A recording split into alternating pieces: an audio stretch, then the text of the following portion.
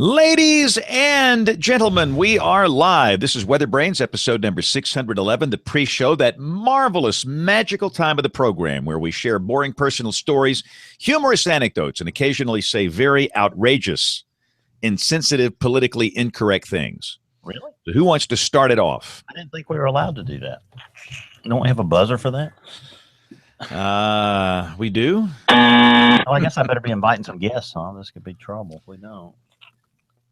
So, Brian. Hey, Brian Peters. Howdy. Yeah, I haven't forgotten you, Bill. I'll get it to you. I'm not worried. You got today. You got Today ended up being. So I was in Tennessee Friday, and I got this email from the station. Where's the storm chaser? We got to get the tent out of there. Oh my God! Never mind. And apparently Brian had been joyriding in the storm chaser vehicle. Where were you, Brian? Myrtlewood Elementary School in Foster's, Alabama. You know, that tent had been in the chaser for like 2 weeks. Who put it in there? Charles. He used it at Samford. And then never bothered to take it out for 2 weeks. And I head out off on the road doing something, promoting the station, and they all get their panties in a wad. Ooh. There we go. Shame. There we go. There's something that rates up there in pre-show history right there. No, it's good. Panties in a Wad would be a fantastic show title, but we can't use the pre-show show titles because nobody listening would know what we're talking about. So for those that are watching, so you got to save your show titles for the main show. Well, the problem is that, the people, and most people listen, so they don't hear this, they don't see this, and then they know what we're talking about. It doesn't make any sense because a lot of people listen just to see where in the show does the show title come from and why. We've had some quiet. I'm trying to read over here. I'm trying to finish this book. Oh, brother! Which book are you reading? Book club meeting. Brian Norcross's book. This is good stuff. I mean, this is a good book. Is Brian coming on the show tonight? Yeah, we're gonna have a 2-half show again. Brian loves me calling audibles. He's just giving up on the website. Well, yeah. You got to roll with the flow, man. Yeah, I posted episode 610 about 5 minutes ago. Okay. Leslie! Hi. How's Austin? Austin is still weird, just like it wants to be. There you go. Are you hiding Bill Reed in there somewhere? No, he went to dinner with the gang. He did tell me a funny story about doing WeatherBrains with you guys during Harvey. He said he main night, yeah. Yeah, he said he had to keep running outside to check the flood levels. He came within 6 inches. Well, we're glad he didn't flood. Yeah, he's our star attraction tomorrow morning for the meeting. Here, turn off these other. Okay, there. You guys still good? Good. Perfect. Thank you for doing this tonight. Oh, my pleasure. So much to talk about. Yeah, we're trying to stay on a hurricane jag here for a while. So is Mother Nature, unfortunately, right? Yeah, let's get her out of that. I'm tired of it. Well, we've had Mexico City, the previous Mexico, and the Mexico City earthquake. In between, we've got a lot of friends down there doing, there's some stuff to talk about there in the future. We're going to have a speaker at our conference talking about earthquake early warning. We're hearing 20 seconds, which is excellent. Yeah. Excellent. Really? Wow. Yeah, we were always told we helped raise some money and some awareness to inspire money for earthquake early warning, and they told us 7 seconds was the aspiration, and we heard 40 seconds. We haven't heard that. We haven't seen anything in writing yet, but we've heard 20 seconds reliably in warning time. So who knows? Wow, that's exciting. It is. It's good stuff. And you guys survived in Anaheim? Yeah, it was a great week. Brian and I were out there for 9 days. It was crazy. So I was beginning to think I was going to have to change my permanent address for a while there. Where are y'all next year? St. Louis. Okay. Meet us in St. Louis, Leslie. You have to be there. We can't do Weatherfest without you. All right. We need to get that. Actually, we need to talk to St. Louis potentials now. I know. We're ready. We've got the prospectus should be ready Wednesday morning. And good. I've got a bunch of people in this week, but I can talk anytime you need me to talk. Okay. Well, I'm with some of the people that we'll talk to. Are with us here tomorrow in Austin. So.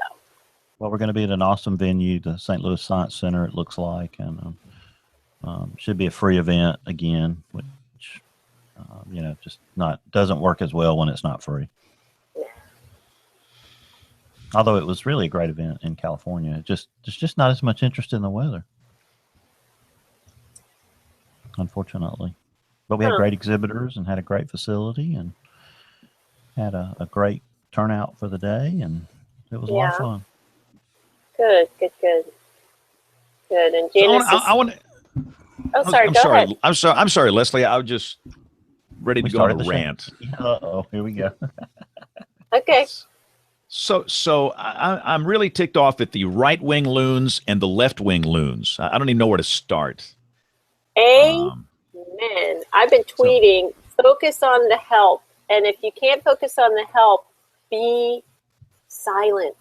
Yeah. Right. And it's both sides. It's both sides in this whole thing. And they can't keep their mouth shut. They can't avoid politics for one stinking day. What's the matter with these people? If we don't get it under control, we're going to have a civil war. I'm telling you. Well, disaster safety is an issue that it's nobody's right, left, up or down. It's everybody's issue. It affects everyone. We've seen that, and the idea that people, sad but true, want to sell their book, put their name forward, speculate, throw out falsehoods. It's not just an injustice to the people. There's more than 10,000 federal workers in Puerto Rico right now ferrying back and forth between the Virgin Islands and Puerto Rico trying to clear roads and do all these things. And it's an injustice to those people, but it also hurts the victims.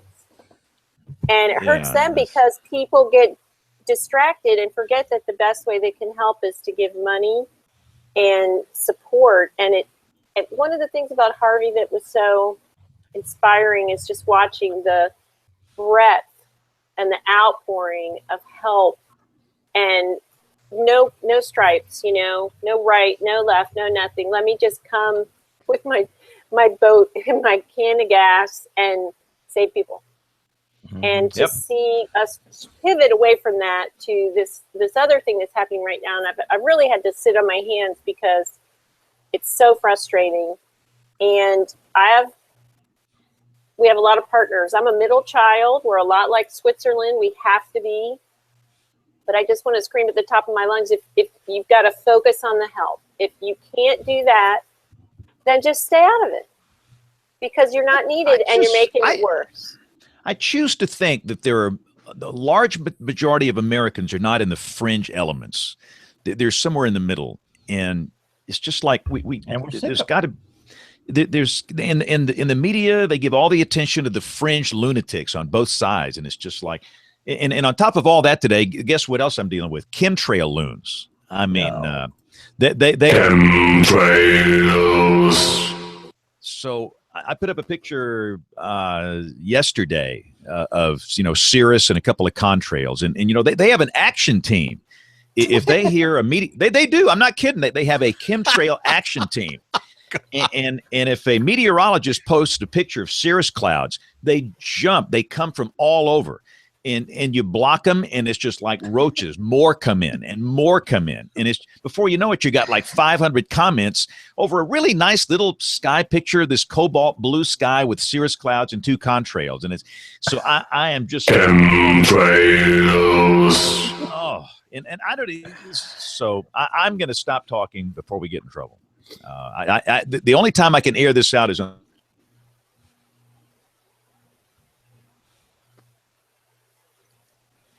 Uh-oh. I'm still here. Thought that was me. It's just us now. Yeah. We lost our host. I'm going to switch over to my, just in case I may lose y'all for a second. Or am I frozen? I think I'm frozen. Yes, you were. Yeah, You're I back. froze. Well, I'm back. Now we're back. I watched y'all's episode from last week. The chemtrail you. guys got you, James. Yeah, they pulled the plug on my bandwidth in here. Wow. You know what? We had a big outage Brian, we're using this Charter connection, which is now, what is it called? Spectrum? Spectrum. I lose, and there was this huge outage like yesterday. Yeah, I saw that map that Charles sent of Charter Spectrum had problems all over the Southeast. Yeah, I hope I'm not having that problem with them tonight, because this, we're using that on the bandwidth we have here in the building here, the one we're using. So, all right. So, what would happen if we lost you, James? Should we just carry on? Yeah, because you're still. And hello, welcome to our television friends watching. This is WeatherBrains, about to start the show here. No, you just carry on, because it stays on YouTube, and that's what's on television, and JP can just get the audio from YouTube. So you just keep on going. If ever I just go away, just stomp on my grave and keep going. It only took me 13 years to ask that question. So yeah, so we're still figuring this out. All right, let's see this. Y'all ready to start? Are we ready here? Absolutely. All right, let's do it. Kevin is out. I think everybody else is in. So here we go in. Got to turn the recorders on. That helps.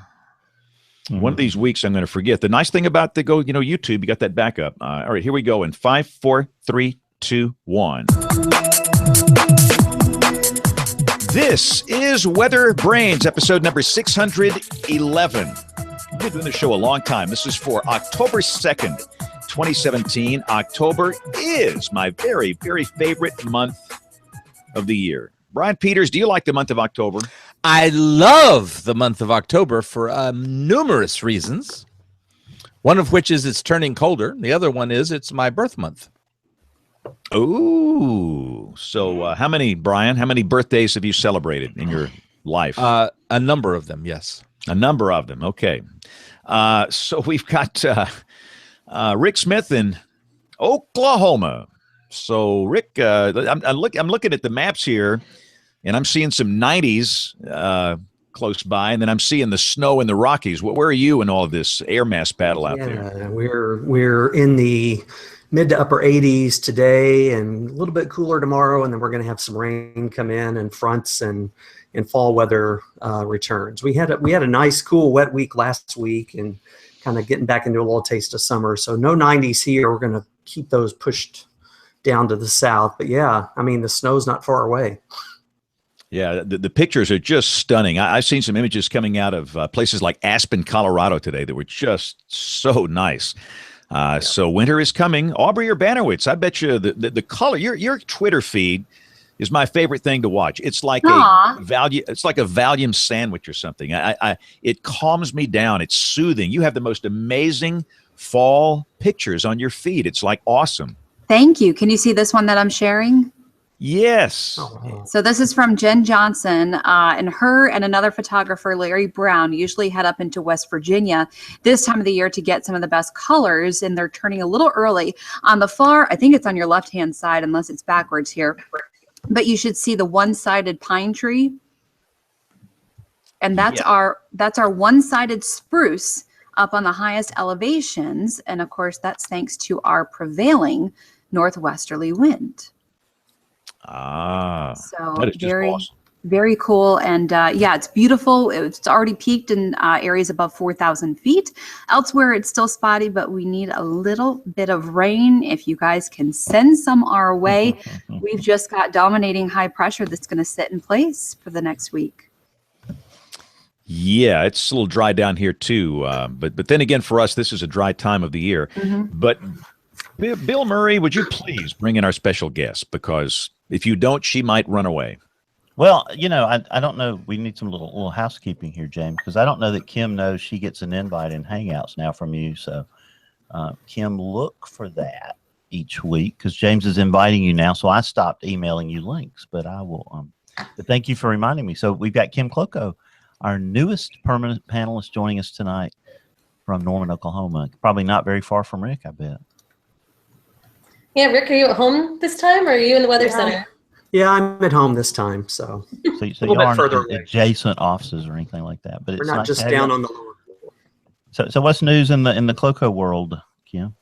Well, immediate awesome news for our broadcast. I have a professional microphone finally.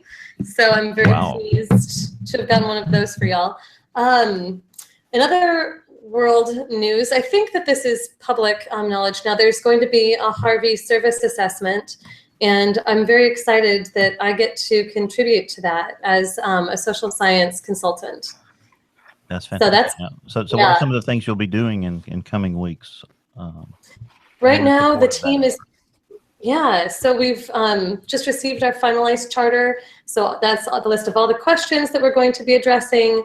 There had been originally plans to deploy last week, and that got stalled a little bit, which I think is good. The event was really large in scope, and there are a lot of issues to get through. So we've had a little bit more time, and right now we're trying to figure out our strategy for covering all of the ground we need to cover with all of the folks that we need to talk to.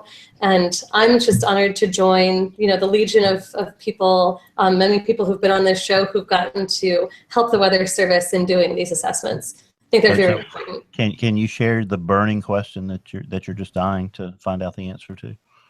Oh, there's so many. I'm very interested in learning more about the relationships that the different parts of the Weather Service developed with different layers of state and local agencies and broadcast media, and ultimately how people in the public understood the event and what their responses were and what responses they might be likely to take again in the future. Those are some of the kinds of issues we'll be delving into.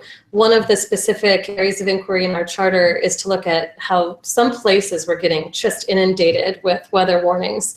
And so we're going to be trying to explore some of the effects of that on their responses, and if they were still accessing those kinds of warnings as the event went on, and they got, some places had over a dozen tornado warnings in a night. So it'll be really interesting to see how all of that bears out.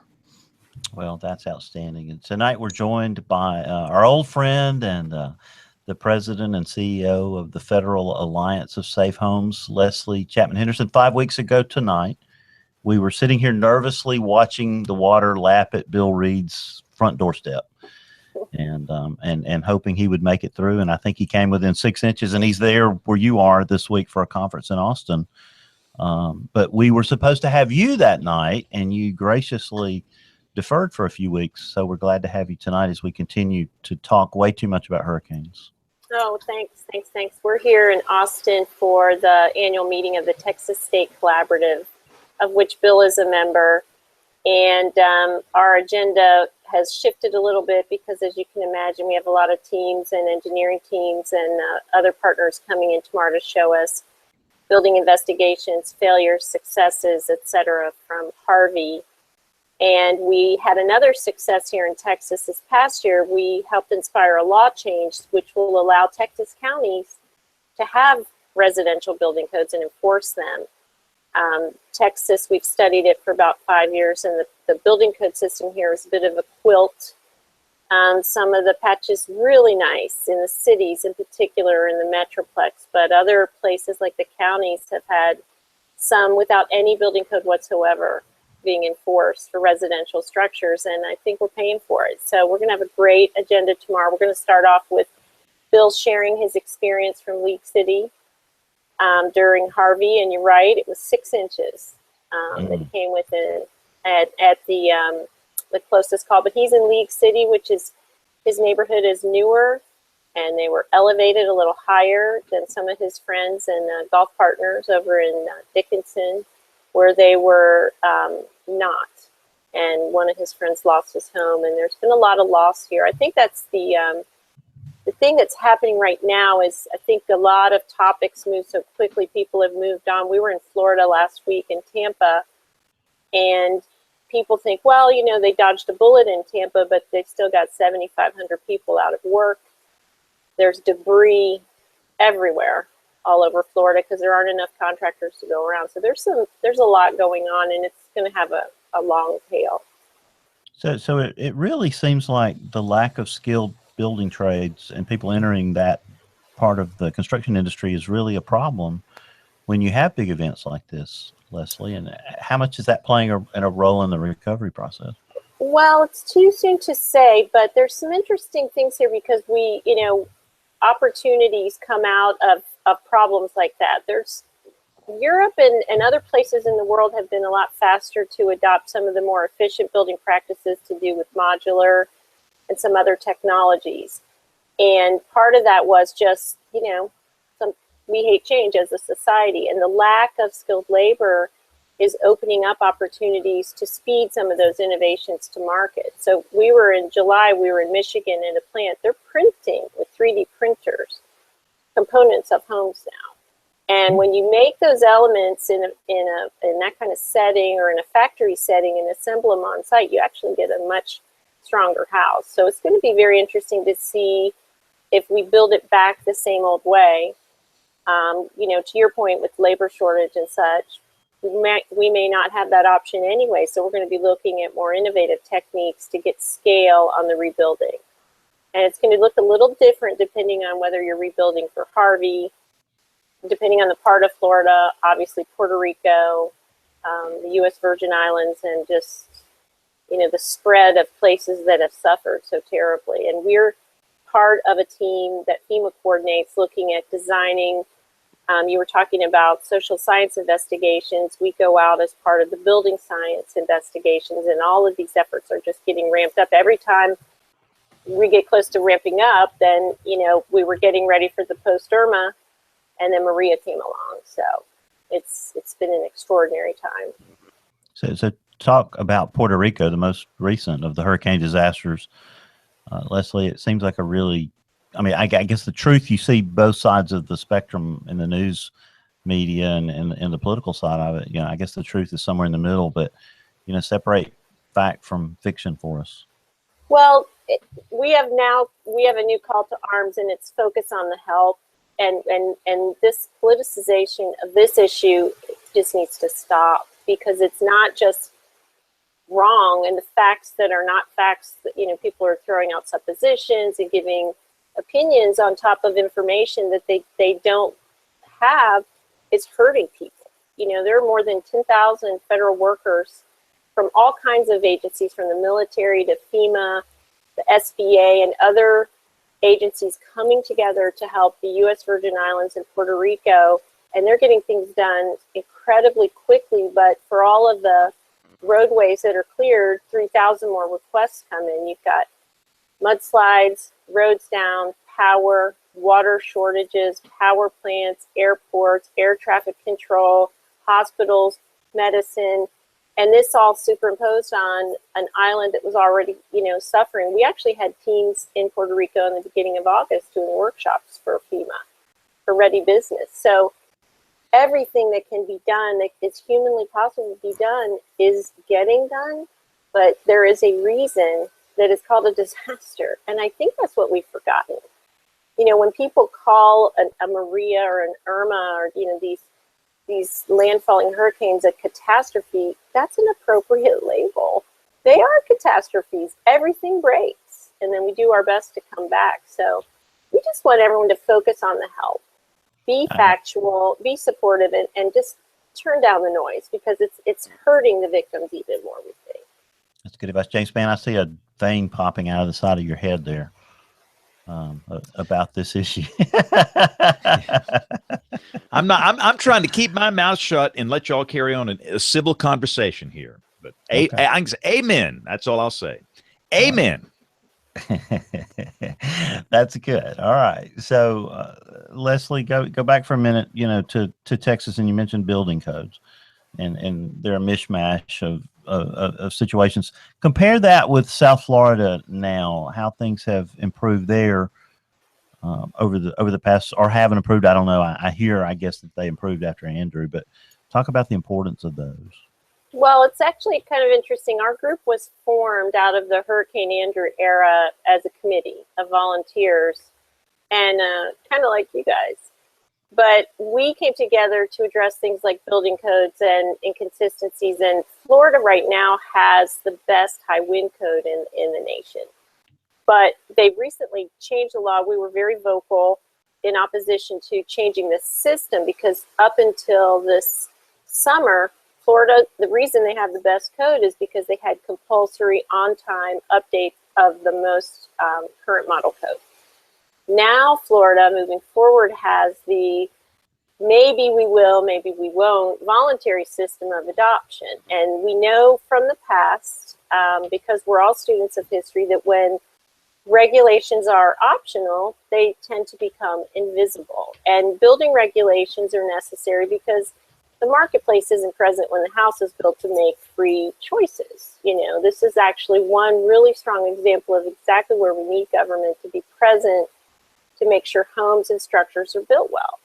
So we've been very vocal. We were joined by everyone except for one group in opposition to changing the system. They did it anyway, but now we're hearing it's possible that it'll change back because the environment, we go from feast to famine. We have a relative quiet period with low hurricane activity or high activity with low landfall, and then people forget, and I think we see individual levels of preparedness fall off, or we have people that come into adulthood who have no hurricane experience. They don't know how to do this. We saw a lot of crazy things going on this past month.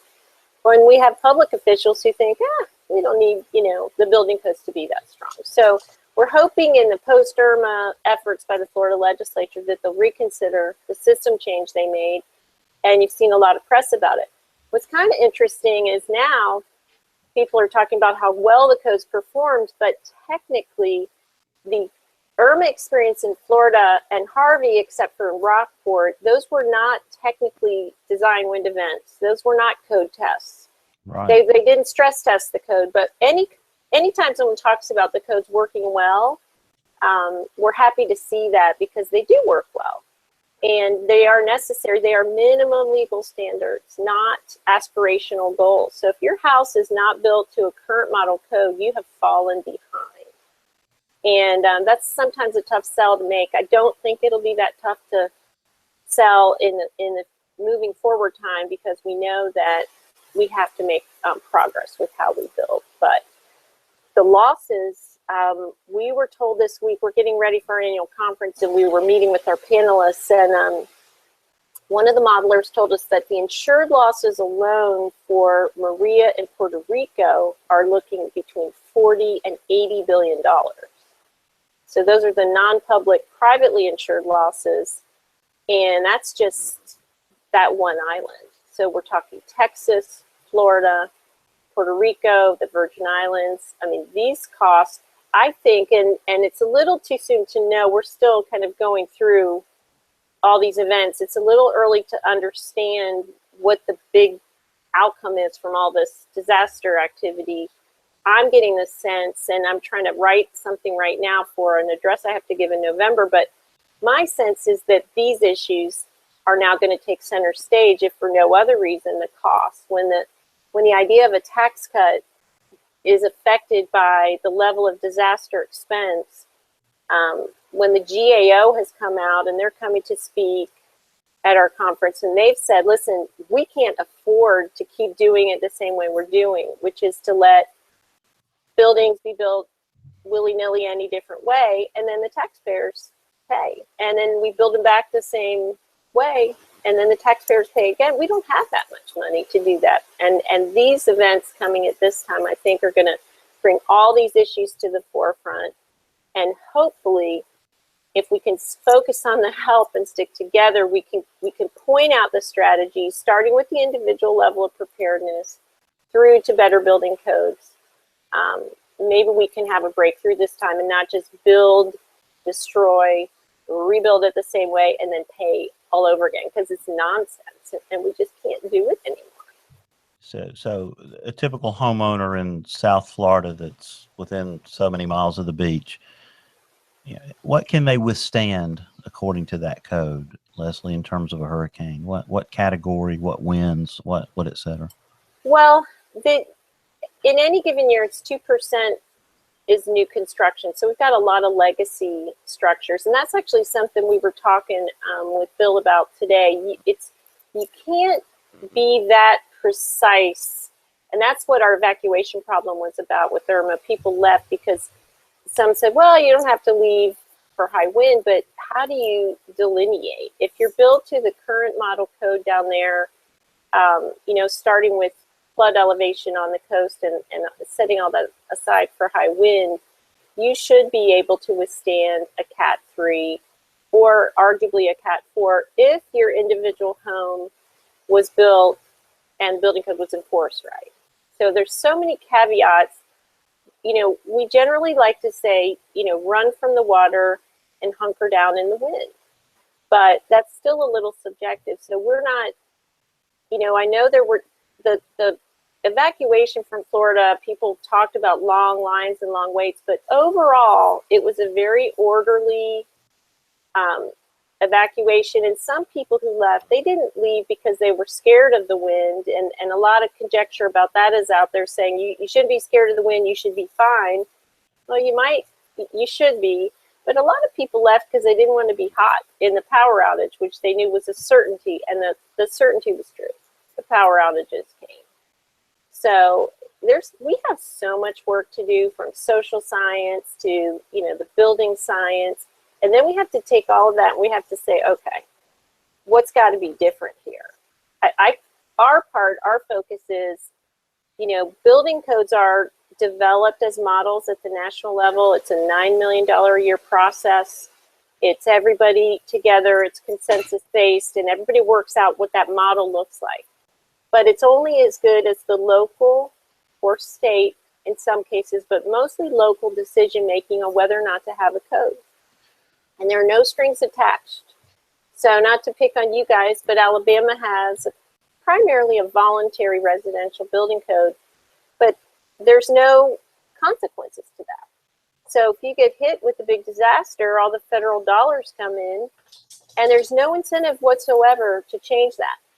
That's starting to change. There's accountability tied now to that local decision making on building codes. I think that's going to be one of the big things that changes out of this season of disasters, because it's hitting, you know, the federal coffers and in billion dollar ways.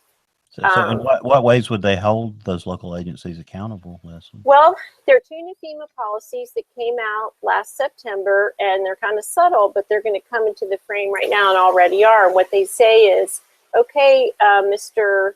or Mrs. Mayor or City Council, if you want to be qualified for the maximum disaster relief or pre-disaster grant funds, you have to adopt the current model code.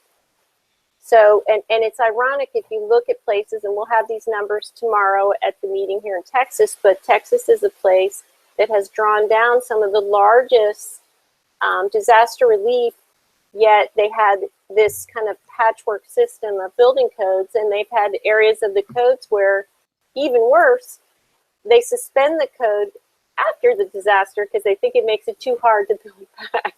So Louisiana just did that. You know, the East Baton Rouge last year, the new code requires a 1 foot elevation. They said, oh, it's just making it too hard to recover, so we're not going to have any of that.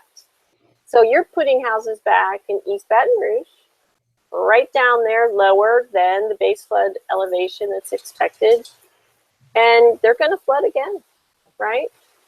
2 inches of water is an average of $23,000.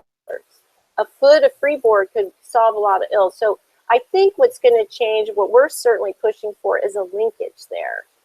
You know, if the local community doesn't want a building code, then they have to forego some of the federal tax dollars that come. There has to be some kind of offset there. I think we're going to see that.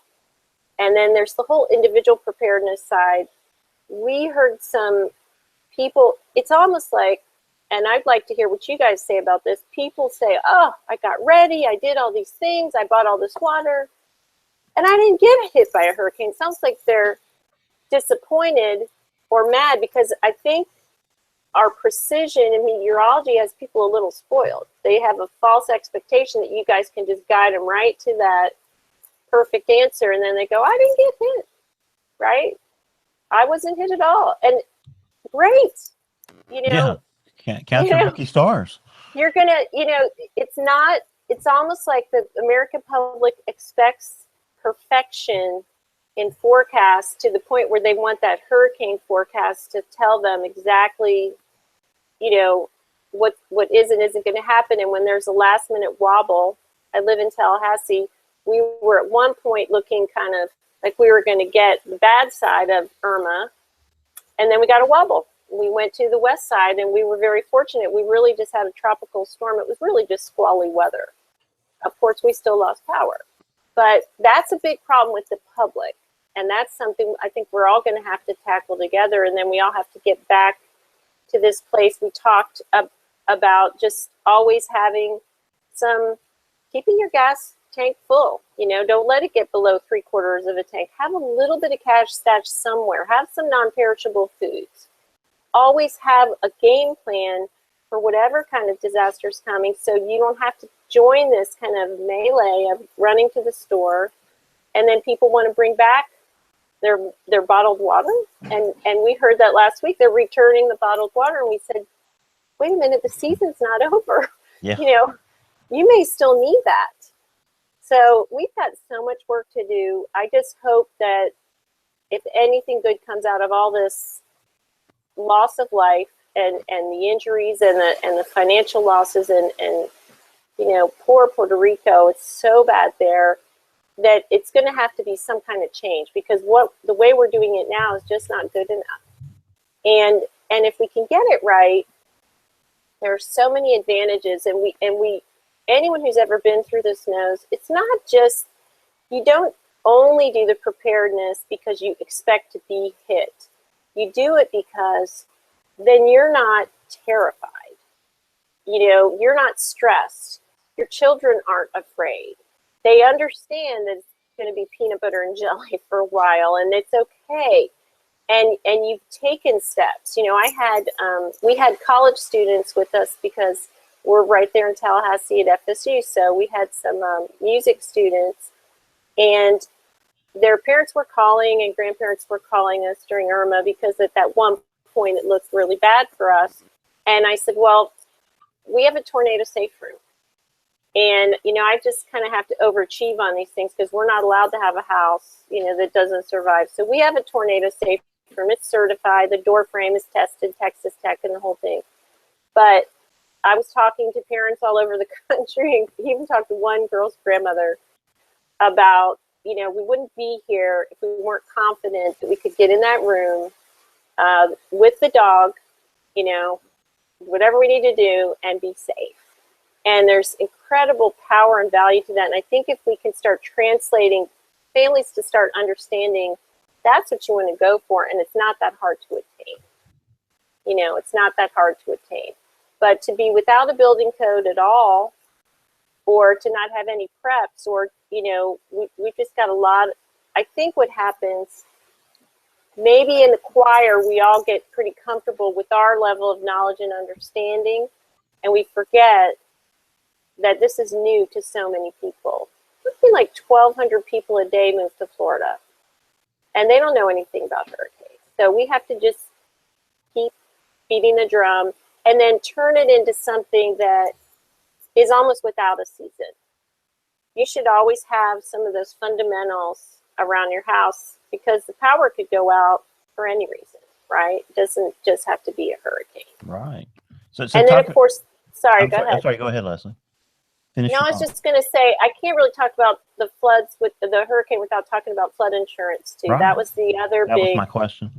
Okay, we'll see. There we are. Thinking on the same wavelength. Well, I think approximately 20% of the people hit by Harvey are without flood insurance. And this is, we're going to learn a lot more about that tomorrow, but this is a real problem, because even if you get an SBA loan, it is not adequate to rebuild your structure. So now, and in Columbia, I can't remember, you guys probably do, was it 3 years ago we had big flooding in Columbia, South Carolina?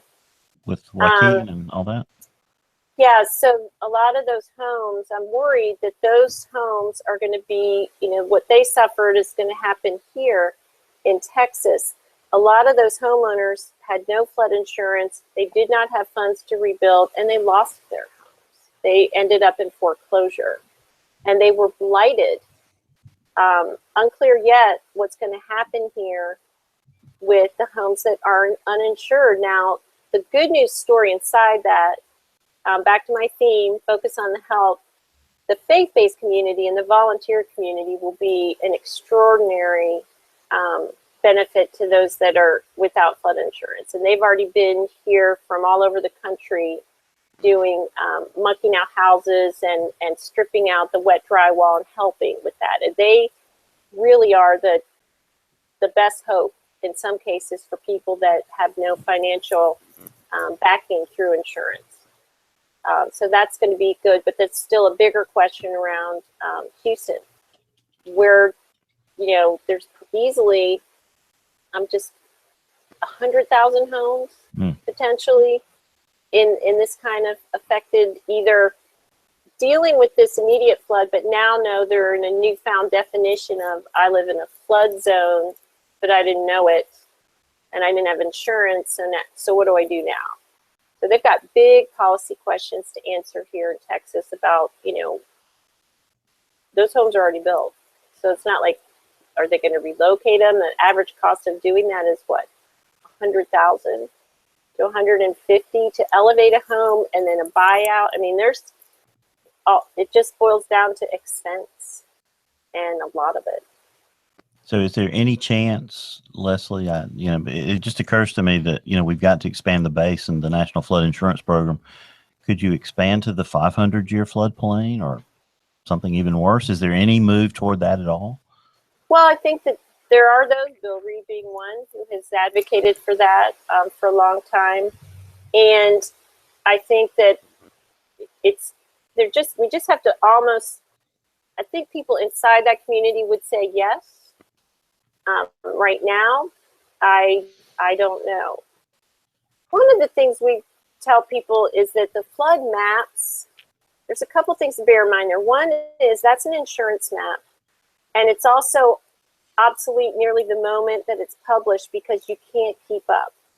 The minute there's one structure or road, anything else is going to change what happens with that map. So when people say, but it's never happened before, that is not the best predictor of the future flooding event.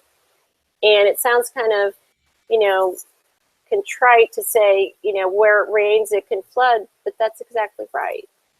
That's exactly right. And it happens all the time. Remember the Atlanta floods, and people say, well, that creek has never gone over, you know, 8 inches of water until it did. So I think people just have to prepare. You know, they have to figure out what your potential risks are. There isn't any place in the U.S., and I said this in the New York Times over the weekend, there isn't any place in the country that doesn't have something. And then just come up with strategies, financial, physical, preparation, and have those strategies become a part of your awareness. It's just, we can't just take these problems off the shelf and deal with them briefly and expect it to turn out well. And I think that's the drumbeat we're going to hear. And Leslie, it's so interesting. One of the things you just mentioned, the Houston problem, there was a study that was published in the journal Natural Hazards the day before Harvey hit, day or two. And it said that 75% of flood losses over the last 2 decades, I think, in Houston were outside the floodplain. And that really speaks to the difficulty in estimating flood risk, and that perhaps the way that floodplains are created, one of the things the paper got into is the way that floodplains are estimated, they make assumptions that are simplifying assumptions that may not hold for places like Houston. It really doesn't fit the place. So if you're talking about trying to help people to plan for their actuarial risk, do you have any recommendations for helping, especially Houstonians, to know what that even is? Well, we tell people, you know, if you're not in the special flood hazard area as defined, your premiums are so much more reasonable for flood insurance. So when in doubt, get the flood insurance. And if you're in Houston, I would have flood insurance here. And if I'm outside the defined hazard area, then it's a lot more affordable. I mean, if you can't afford to rebuild your home with your own cash, then you need to have a flood insurance policy. And, you know, just what you said, the whole idea is, and there's so much overlap here, we don't want to ever think anything bad can happen. So it's almost, you know, we can't scare people into taking the right protective measures. And some of the work we've done over the years tells us that people are more likely to be accepting of the counsel if it's empowering. So, we're kind of tilting our whole focus, and have for many years, more towards here are the things that can make your life better every day, even if it just means you don't have to worry about how you're going to come back from XYZ, type of event, whether it's a flood or high wind or anything else. But there's got to be some kind of strategy in place. Right, that's so interesting. I'm wondering what your perspective is on for flood insurance reauthorization. One of the kinds of proposals that's been floated is to provide more mitigation dollars. And earlier you talked about trying to attach, community mitigation grants to having communities that have adopted certain kinds of land use codes. But you could also think about having funds available for individual homeowners to mitigate with, especially as they're building back. I'm wondering if your organization or just you personally have any thoughts on those kinds of options as that's coming before Congress in the next couple months. Oh, absolutely. And we've written in support of everything from the macro to the individual level linkages of, rewarding good behavior, pre-disaster.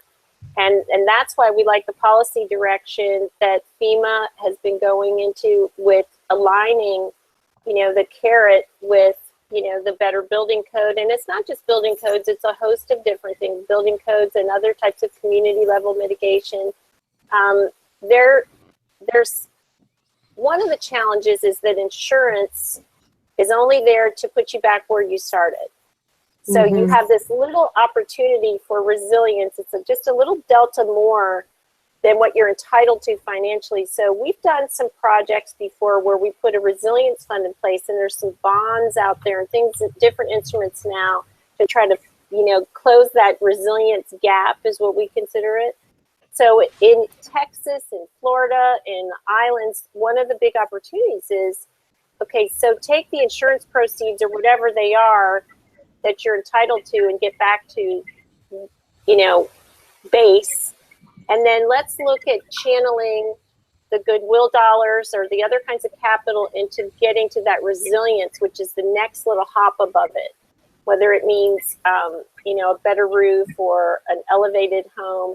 And I think when we start to put those kind of economic kind of innovations in, we'll start to see additional linkages to that. But that's been hard because the insurance is only there to take you back to your other. So we want them to get a little bit above that. Leslie, I've got to ask you a real quick question first about earthquakes, because you've talked about the disasters in Mexico and what you guys have been doing with that, and some exciting news that has come out of that. And then you got a special offer for anybody who's listening to WeatherBrains for your huge conference that's coming up in October in Atlanta. We do. So we hosted the National Earthquake Conference in 2016. We helped support as an output from the conference. We called for additional dollars for the earthquake early warning program, and the promise there is of even 7 seconds of warning can help keep a train from derailing and keep people off of bridges before they go. So we're hearing, and we have not seen any type of official reports yet, but just been participating in the briefings as the teams are preparing to go. We've heard up to 20 seconds of warning was achieved. And so we're really looking forward to hearing more about what's validated and what the warning times were. As devastating as that earthquake was, that kind of warning does make a difference between life and death. So we're going to see what happens there, and we have a lot to learn there. There are so many question marks right now, Bill. That's one of the reasons, to segue for you, we have set up, we're having the National Disaster Resilience Conference in Atlanta, starting on the evening of the 25th of October, all day on the 26th, Thursday, and then half day on the 27th. And if you go to that website, National Disaster Resilience Conference.org, you put in the code WeatherBrains, WXBrains, you will get a $75 discount on the conference. And we're excited to offer that to you guys. We have everyone from MIT and the GAO to, of course, our public partners from FEMA and USGS and NOAA, to our private sector partners from Disney, the insurance industry. The CAT modelers are coming in to tell us about how they factor in building codes into putting a price tag on what you pay for insurance and others. We have Craig Fugate coming to talk with us, and then we have the volunteer community coming in. We have some really good economic studies on losses avoided and some of the projections that we can help propel some of these policies with. We have some fun stuff. We're looking at everything. And before we did the conference, before we knew what kind of year we were going to have, we had come up with the theme of big. So we have big trends, big ideas, big vision, big money, big science. We've got some great stuff coming in from the labs. We also have the tiny homes people, because this is a new housing trend and we want to know. So we have them coming on the stage, and Jamie Morrison from NBC is going to talk to them. And I hope I'll get to see all of you guys there. This is our opportunity to kind of get together and sit back and say, what just happened? And what are we going to do about it? And what were our different roles to play? Well, I'm excited that the National Weather Association will be a presenting sponsor. Thank you for that opportunity, and we will be there. And thank you for the special offer for all of our listeners tonight. Now, Leslie, we've got Brian Norcross who's going to join us in just a minute, but you're welcome to stay through the end. But I know you're at a conference. Say hello to Brian. Brian, Leslie. Hi, Brian. Hi, Leslie. Nice to see you. Great job. We've really enjoyed watching you. Thank you. We don't want to see as much of you, though, Brian. Yeah, exactly. I don't want to see as much of me. All right, Leslie, you're welcome to stay, or you might need to go and hobnob with all your folks there at your conference. I'll go catch up on, make sure my slides are ready. Listen, thank you. It's nice to meet you that I haven't met before, and keep up the good work. Appreciate it. Thank you. See you in October, Leslie. All righty. All right. Now, James, I think you're going to run a recorded segment or two, and then we'll be joined by the famous Brian Norcross for the rest of the show. The legendary Brian Norcross. This is awesome, Brian. You're the man. You thank you for coming on the show. How you been? You're the man, James. You're the man. Yeah. Well, I'm doing fine as long as the hurricanes are under control. It was a little crazy there for a while, but it was. And put it back in a box. I did it back in a box. Now, you did a great job. The thing about Brian that bothers me, not Brian Peters, but Brian Norcross, the guy never changes. I mean, he looks the same he did 20 years ago. He's got some like Dick Clark disease. I mean, how do you do this? I don't know. I just keep going. I don't know. You know, you can't slow down. I think that's it, right? Storms keep coming. I hear you. Going, right? That's my motto. All right, we're going to take a quick break, and we're going to come back and talk with Brian. We got many, many questions, so good stuff coming up as WeatherBrains rolls along. WeatherBrains 101 with Professor Peters. JPSS-1 is scheduled to launch on November the 10th, 2017. On board the satellite will be a host of measuring equipment to probe the atmosphere surrounding Earth. The Advanced Technology Microwave Sounder instrument is the next generation cross-track microwave sounder providing atmospheric temperature and moisture for operational weather and climate applications. ATMS is a key instrument that collects microwave radiation from the Earth's atmosphere and surface all day and all night, even through clouds. ATMS is on the SUMI NPP satellite, and it will be on the JPS-1 and JPSS-2 satellites. ATMS combines the capabilities of current generation microwave temperature sounders and humidity sounders currently flying on NOAA's Polar Orbiting Operational Environmental Satellites, or POES. The clouds in the Earth's Radiant Energy System instrument measures reflected sunlight and thermal radiation emitted by the Earth. CIRS FM5 is currently flying on the SUMI NPP satellite, and CIRS FM6 will fly on the JPSS-1 spacecraft. The Radiation Budget instrument is scheduled to fly on the JPSS-2 satellite mission. CIRS helps provide measurements of the spatial and temporal distribution of Earth's radiation budget components.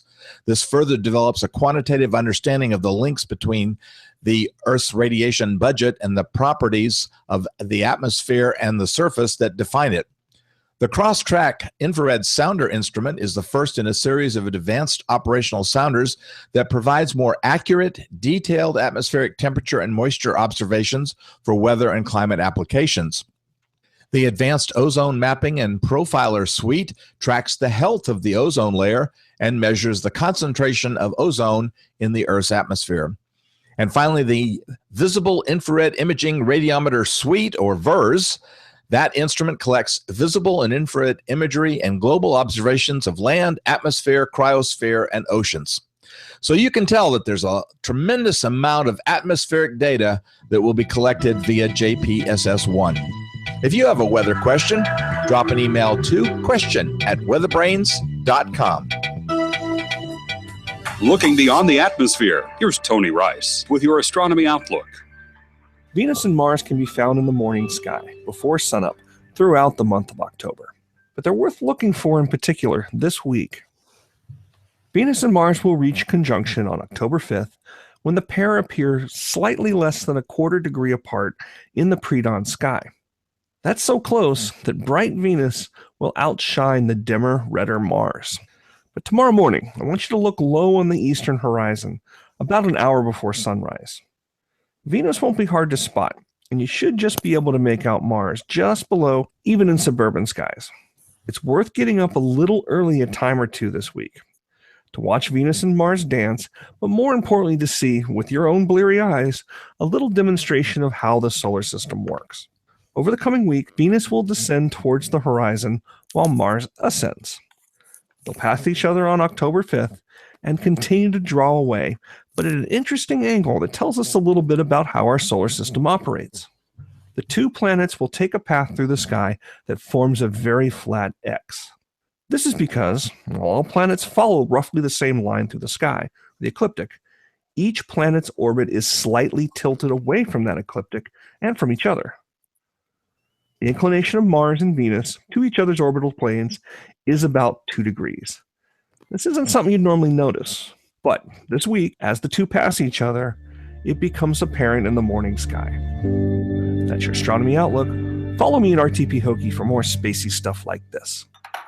Thanks, Tony Rice, for that fun astronomy report. Always look forward to that every week. Brian Peters, thank you for your great information. It seems like we're spending a lot of time looking at the sky here in our recorded segments. But we are very excited to be joined at the last minute tonight. We had Brian scheduled for a couple of weeks from now, but we couldn't wait. I picked up your book, Brian. Oh, well, thank you, Bill. And I've read that much of it in one day. Yeah. So it goes fast. Yeah, it goes you cannot put it down if you're a weather fan. So you gotta get this book. So talk about where they can get it. Can they get it from Amazon, anywhere like that, Brian? Yeah, Amazon. Originally, I published it with Amazon. You can get the ebook for your Kindle, or you can order it. Amazon actually doesn't stock books anymore. You know, they print them on demand. So if it's a paperback like that, so when you order it, they'll print it and they'll have it to your house in 2 days, a fresh copy. If you're in Miami, at Books and Books bookstores, they sell them in Miami. So it's sort of like a steak from Ruth's Chris. It comes out sizzling from the. It's hot off the press. Yeah, exactly. So you know we're talking about Harvey and Irma and Maria and all the disasters of this year. What are your takeaways from that before we really go back in time? Because I'm fascinated in you know what you think about this season and what we've had happen, but we really want to go back to 1992 also and talk about Andrew. Well, Bill, you know, the number one lesson I said in the book, just to skip to the very end of it, is that the worst does happen. Andrew proved that the worst does happen, right? The storms don't always weaken right before they come ashore. Sometimes they just come together just wrong. Andrew actually strengthened after it came ashore. The winds on the backside of Andrew, the southwest quadrant, were just as strong as they were on the right front quadrant. You know, things do go wrong in hurricanes, and this hurricane season kind of proved that again. The Houston situation was really just kind of the worst imaginable flood happening over this essentially completely paved over city without a drainage system adequate for half of that much water, let alone 5 feet of water. We got lucky in Irma. You know, that was one that did kind of behave like hurricanes generally do, that the worst doesn't completely happen. But we certainly got unlucky with Irma in the Caribbean and with Maria in the Caribbean, that it just really wiped out these, we don't talk about Dominica, the whole country got wiped out, right? Barbuda, got evacuated, the whole island got evacuated. I mean, these are just epic disasters that who knows how they're going to recover from, let alone the horrendous situation continuing in Puerto Rico. So I mean, this hurricane season proved what really got me into hurricanes. And what got me into hurricanes was in the 1980s, I was doing television on the ABC station in Miami, and I was producing a live feature every day. And that evolved to doing a lot of history stories about South Florida. And you can't study the history of South Florida without studying hurricanes. And that's what got me focused on hurricanes, as if you probably got to that point in the book. I talk about this, right? Mm-hmm. And so, you know, and when you think about all the hurricanes that hit Miami and generally in South Florida up through the 1960s, from the beginning of the 20th century to the 1960s, every single decade had at least one, if not more than one, mega hurricane event, including 5 and 6 years in the late 40s up to 1950. And then they kind of quit coming, and they came, you know, infrequently. So this event we had this year, these events that we had this year, really is a bit like they used to be, where really horrendous hurricanes affected the Caribbean, the southeast coast, up the east coast, the Gulf Coast, you know, much more frequently than any of us today have experience with. So Miami took quite a wallop from Irma from the outer feeder bands, but it was a dodged bullet. Absolutely. Effect. And so it was a dodged bullet in Naples too, because they got it. Well, they, you know, 142 mile an hour gust. Well, that was one kind of isolated gust. Most of the rest of the winds were not near that, and the damage doesn't look anything like Category 4 damage there. And they got half a storm. Before the storm got to the Keys, the dry air came in that it was related to the fact that it kind of hung by the Cuban coast a little longer. So the dry air that was supposed to come into the storm after it got north of Naples came in south of the Keys, and maybe 12 hours difference in time. And so in spite of the horrendous damage in part of the Keys, they were lucky. It wasn't as bad as it would have been if they had gotten both sides of the storm. They only really got one half. And the same thing on the southwest coast. If it hadn't dried out, it would have been a completely different event. So anyway, that was fortunate timing for sure. So take us back to 1992 for a few minutes, because this is really fascinating, and it has some important lessons for today. Too, Brian, you were sort of in a career change at that point, and this hurricane became a career changer for you, I guess. So talk about what I mean by that. Well, so it was, you know, timing in life is everything, right? So I had a 3-year contract. I started at the TV station there, the NBC station in Miami, WTVJ, in January of 1990. So my contract was going to be up at the end of 1992. Well, I was hired, and NBC had recently bought the station before I was hired. I was hired as part of a renovation of the station, and to try and compete with the ABC station where I had been working. That was the #1 station in town. Well, 2.5 years later, we were not really making progress against the ABC station, even though a lot of changes have been made, and especially in weather, we did a tremendous amount on hurricanes and hurricane specials, and built the first actually working weather office in Miami, called it the Storm Center. Did a lot of stuff. Anyway, new management in New York said to the station in Miami, you need to make a change because you're not getting anywhere with this team you have. And my contract was the one coming up. So they said, look, we're giving you all the notice you need, 6 months notice. But my boss, who was a very good friend, said, I hate this because we're doing good things, but I don't have any choice. So, you know, told my agent to go find me some work. And my agent found me some work here in New York. I happen to be in New York here tonight. And so I was like, okay. And then I kind of got my mind around it, and I was kind of jazzed to go do it. And I had my final discussion to finalize the deal. I had every assumption it was going to happen. Everybody thought it was going to happen on Monday, August 24th at 10 a.m. in New York City. And my boss in Miami knew about it that previous week, and came to me and said, what are you going to do? I said, well, I guess I'm going to have to stay and see what happens here. And, you know, one thing led to another. And of course, that was the morning that Andrew hit. And that was also the same day that my replacement was scheduled to fly in for his final interview in Miami that Monday morning, August 24th. And of course, he didn't come. The airport was closed. He couldn't come. The flights were canceled. And I was there, and, hurricanes became my life. So had you been through a major hurricane before that, Brian? I had not. The closest was when I was a kid. Hurricanes Cleo and came by. Betsy was just offshore. I lived north of Miami then, but I never. I went to when I was in college, I was at Florida State, and in 1969, I with friends went from Tallahassee to New Orleans for Mardi Gras, and drove through southern Mississippi. Down, and even by February of '69, US 90 was still 2 lanes, because 2 lanes of it had been washed away in Camille. And so I saw the damage, from Camille firsthand, which was still completely raw, even that many months after the previous. That was 1970. I want to say I was there in 1970. The storm was in '69. Yeah, so I was there in February of '70. And so anyway, so I saw that. I was in South Carolina after Hugo in '89. And one of the things that taught me was during Hugo, all of the media went off the air. The TV stations signed off the air because they were all in evacuation zones.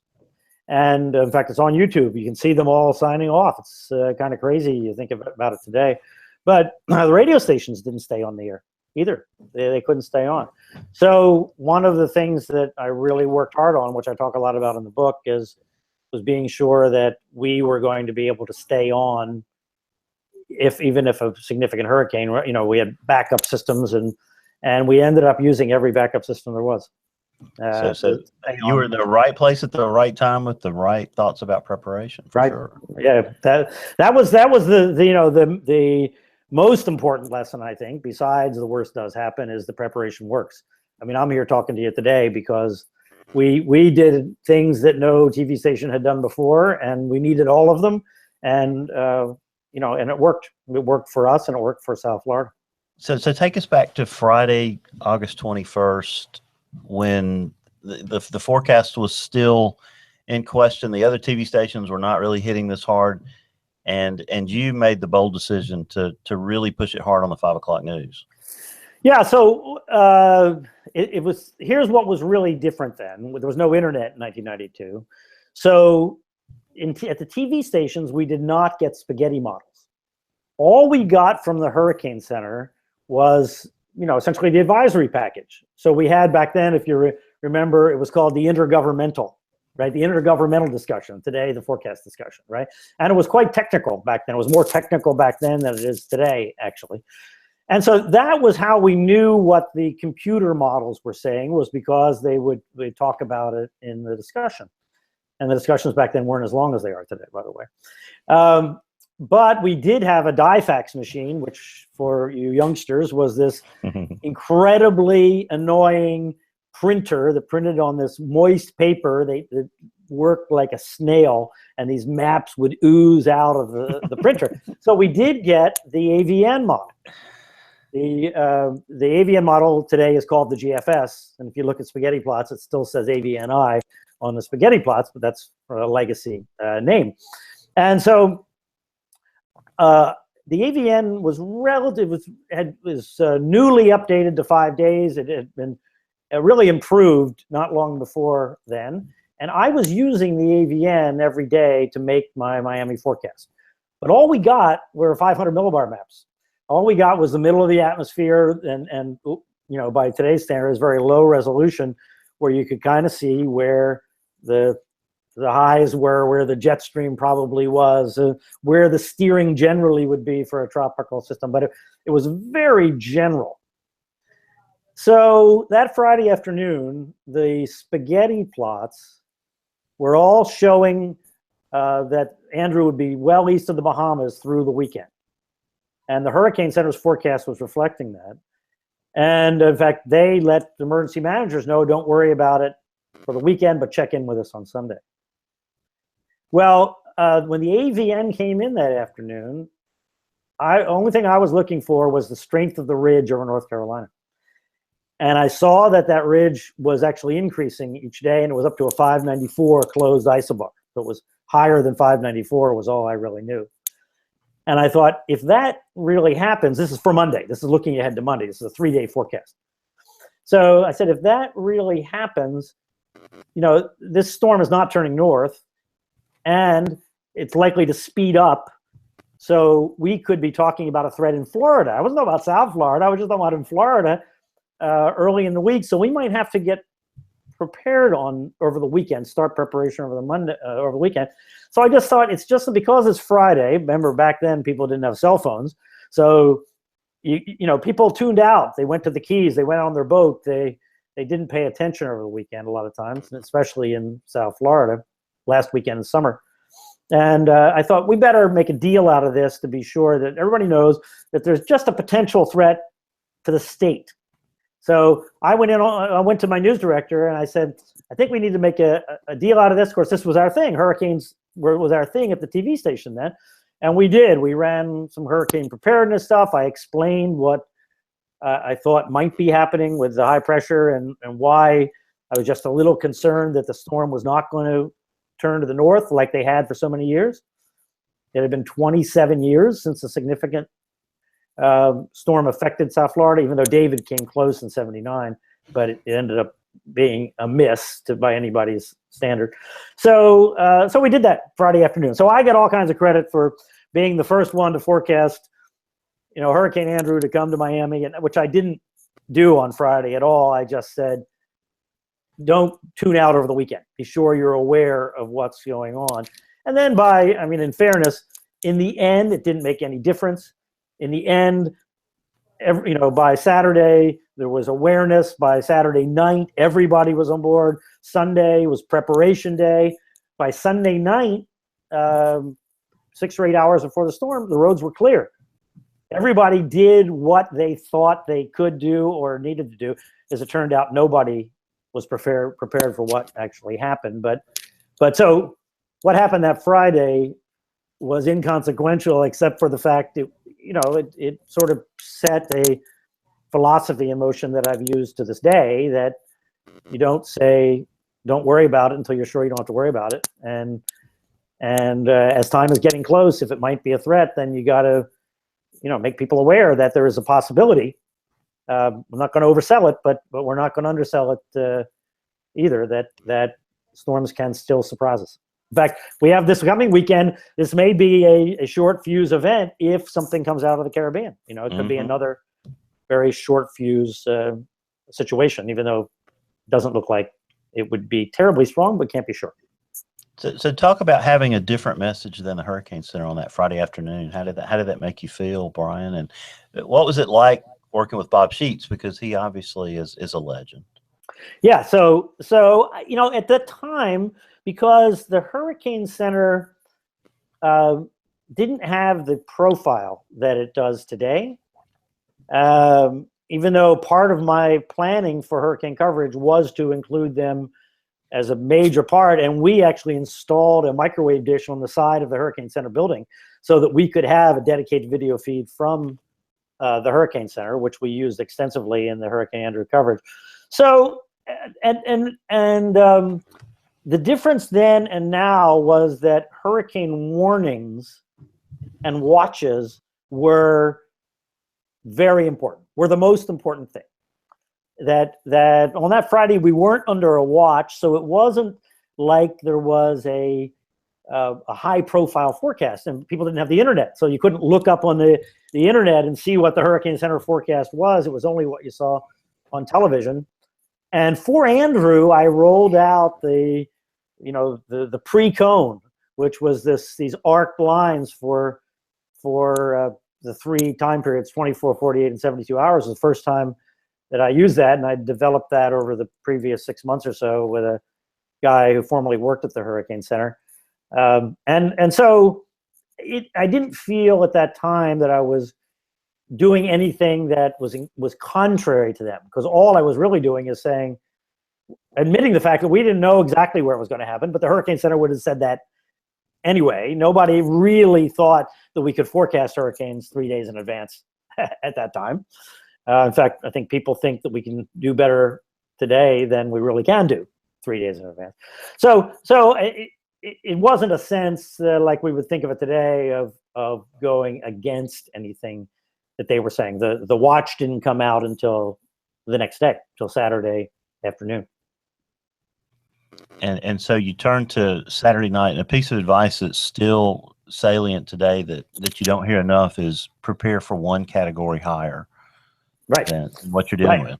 Absolutely. I say that, in fact, all during this season of hurricanes. I said that over and over again on the Weather Channel, that the forecast right now is for a category 3, so we're going to prepare for a category 4.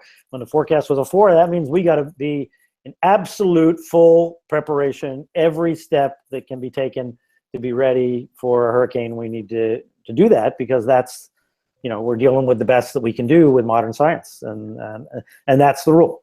Because as you know, the forecasts for intensity are much poorer than the forecast for track, and so it still bothers me when I see people hanging their hats on intensity forecasts, and somehow feeling good about the fact it's only a category 3 or something.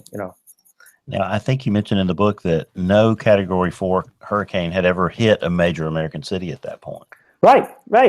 That's right. If you think about the storms of the distant past, they have avoided cities. There was a lot of talk about how hurricanes can't hit cities because in the modern world they haven't. Now, if you go way back, when the cities were hit, Corpus Christi was creamed by hurricanes, but it wasn't the city. It wasn't a modern city. So in the modern time, we haven't had hurricanes hitting cities, and so or big hurricanes. So Alicia in Houston was a real lesson in '83. Big sheets of glass were flying through downtown because gravel came off the roofs and peppered the buildings with gravel, like BBs. But that was a category 1 by the time it got to Houston. So we just, we haven't had this kind of experience. Now, you made the conscious decision that Sunday night to stop talking about the meteorology. So talk about what that means, and how does that apply to us today when we're communicating risk at the height of the storm? Well, I decided that once it was clear that this hurricane was going to hit metropolitan Miami, it became clear that it was almost certainly a Dade County storm, but until just hours before it actually hit, I didn't really know it was South Dade. I was still kind of afraid that it was, this is going to be at the heart of Dade County and the city of Miami. So what happened was, and was well actually discussed by the National Hurricane Center in their discussions, was that an eyewall replacement cycle was likely in this hurricane after it hit the eastern Bahamas. Today we estimated 170 mile an hour category 5. Back then they estimated it 150 miles an hour. And I thought, okay, if it goes through an eyewall replacement cycle, maybe we'll get lucky, like it's happened so many times in the past. It's going through a weakening phase, it encounters land and it weakens. And so it comes in as something less. Well, it started to do that. And indeed, on the radar, we could see the degradation. The aircraft was measuring a rise in the pressure and a lowering of the winds. But we also knew that, there's timing to this cycle, and as the larger eye wall shrinks, it's obviously going to intensify. And we knew that the Gulf Stream was still to come. And so I just decided that I wasn't going to talk about the fact it was weakening. I was going to concentrate on what people needed to do to be ready for this extreme hurricane, because even if it was a high-end category 3 when it hit, it didn't really change what people needed to be ready for.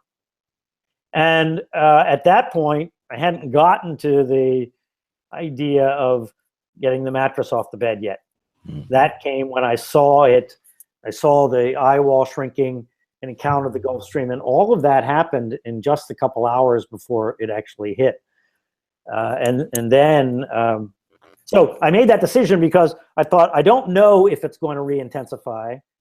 And so there was no reason now, with only a few hours left and everybody kind of in their place, to talk about it's weakening, good news, not knowing what was going to happen, and on the chance that somebody would take that and go, okay, I'm not going to, stay in my spot. I'm going to go out running around. I'm going to go get in my car and go somewhere, or do something else, or and take a chance. So anyway, that was the decision, and it turned out, of course, that it came back essentially as strong as it ever was, and was just unbelievably hellacious storm. So Brian, at some point you had to go to the bunker, and that apparently had a big impact on your viewers and your listeners. Talk about that decision and what happened after that.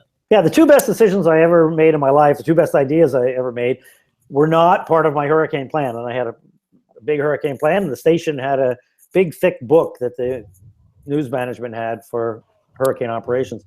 But the one came right before the bunker decision, and that was when I saw that this was going to be essentially a worst-case event for people in their homes.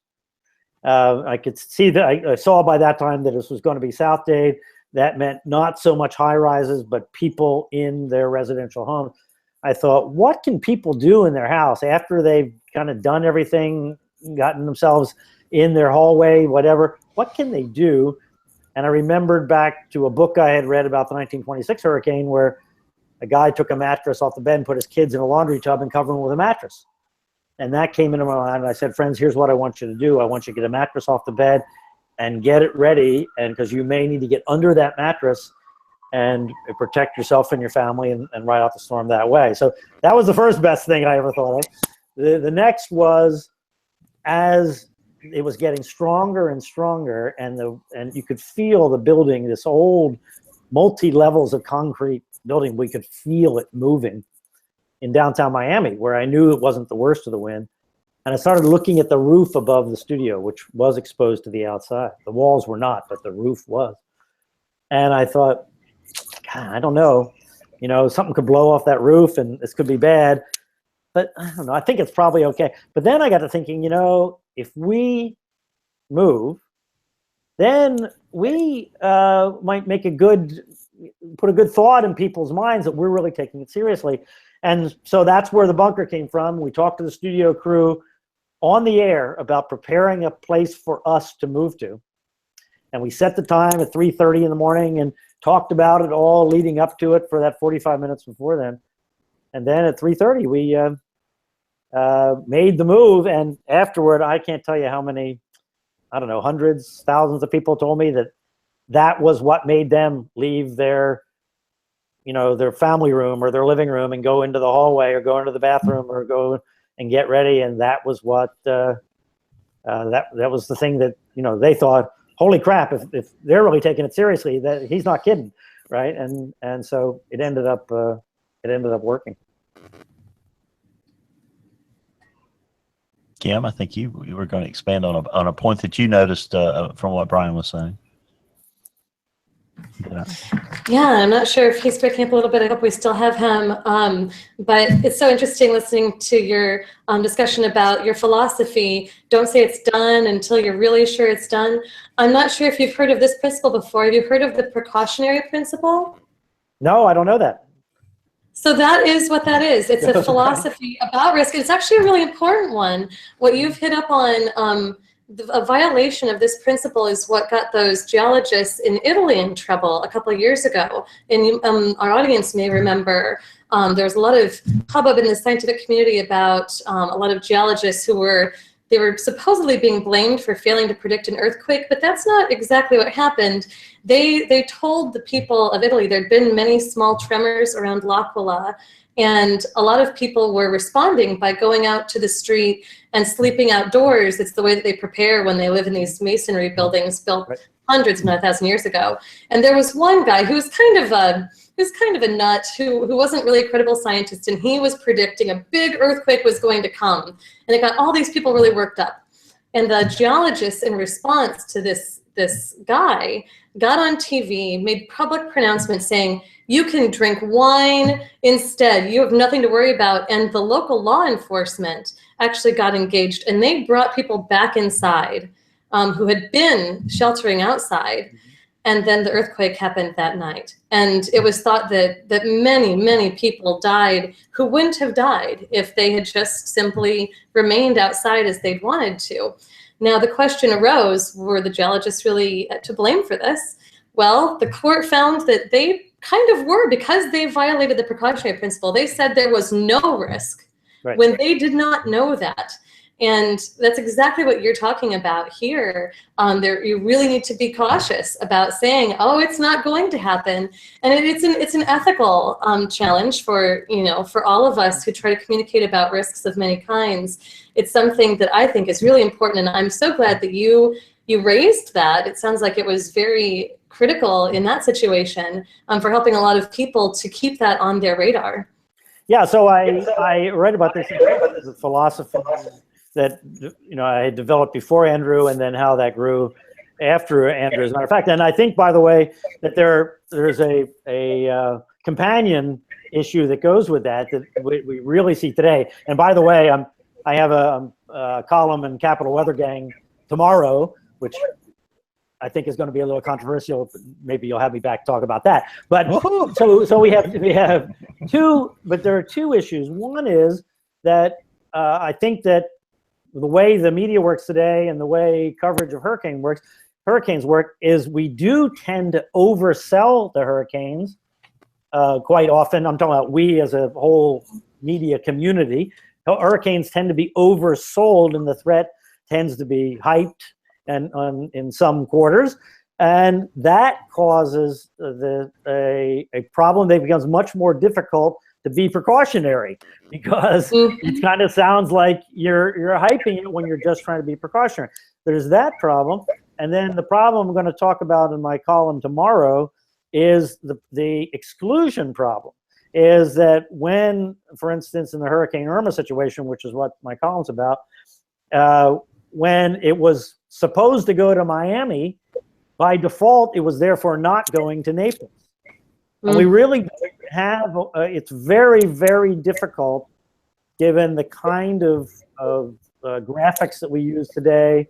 And the Hurricane Center had a big major hurricane right on Miami, right? And how could you convince anybody with any amount of words that the hurricane was not forecast to come to Miami, even though they put disclaimers in there?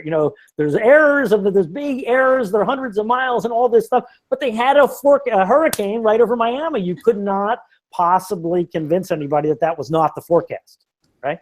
But they will tell you that was not the forecast. So by focusing it so much on Miami, that excludes so many other places, when in fact a whole bunch of places were above the threshold of significant risk, which is really what counts.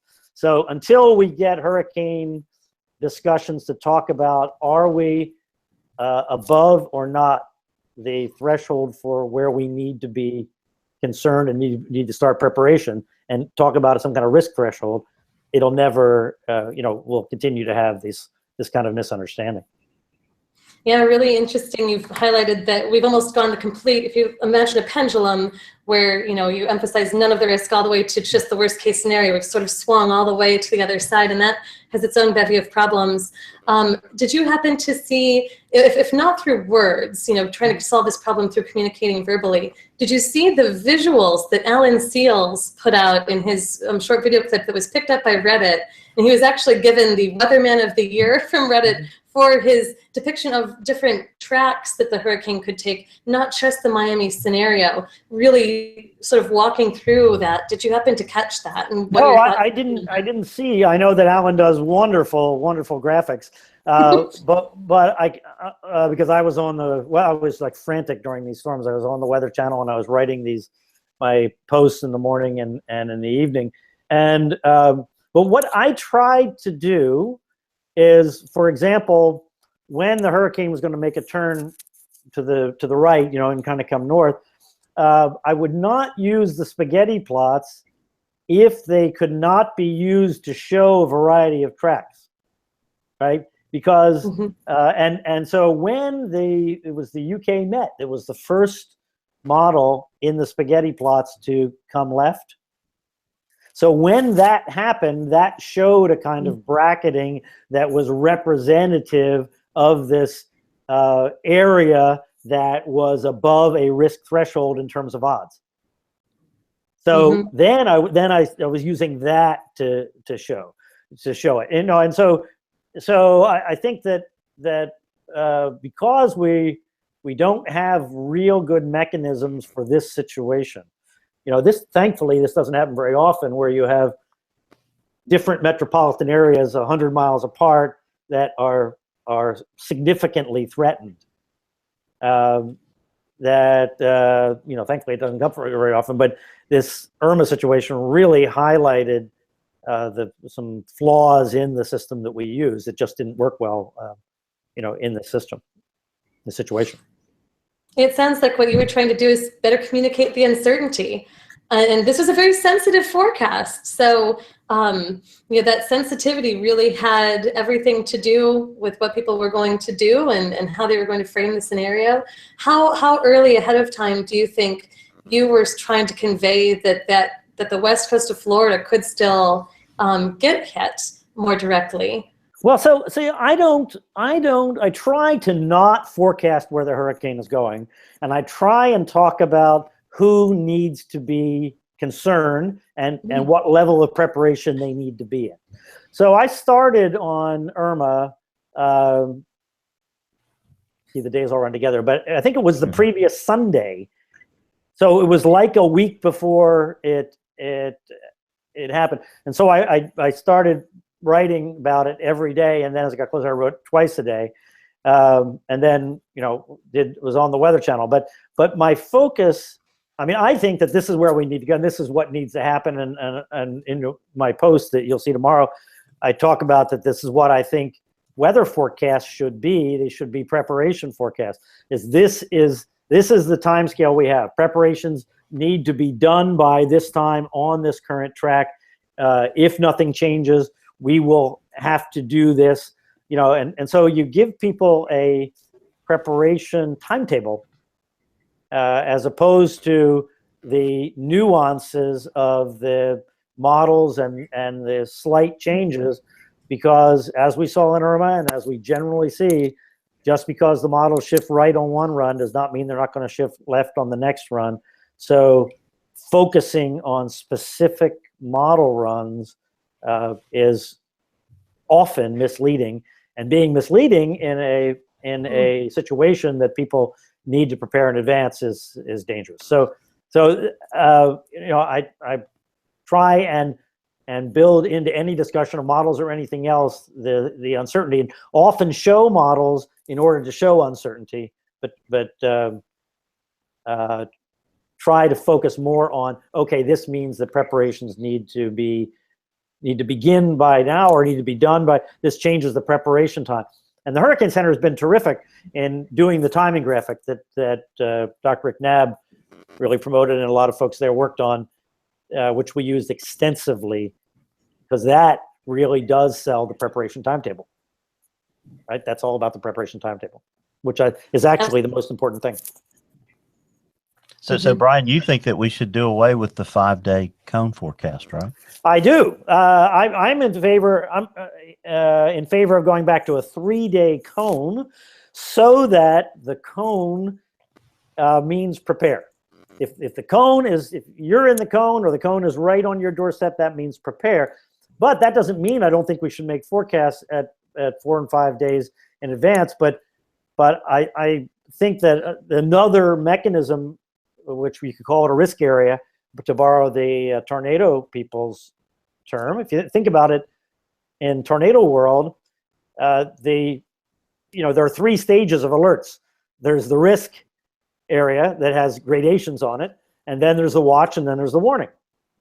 In hurricanes, we don't have that. In hurricanes, we only have 2 stages. Now, in other places, like in Cuba, they use 3 stages. They do a kind of pre-watch alerting for people, and we do it by kind of having a cone that gives you some alert, but it's not a formalized alert.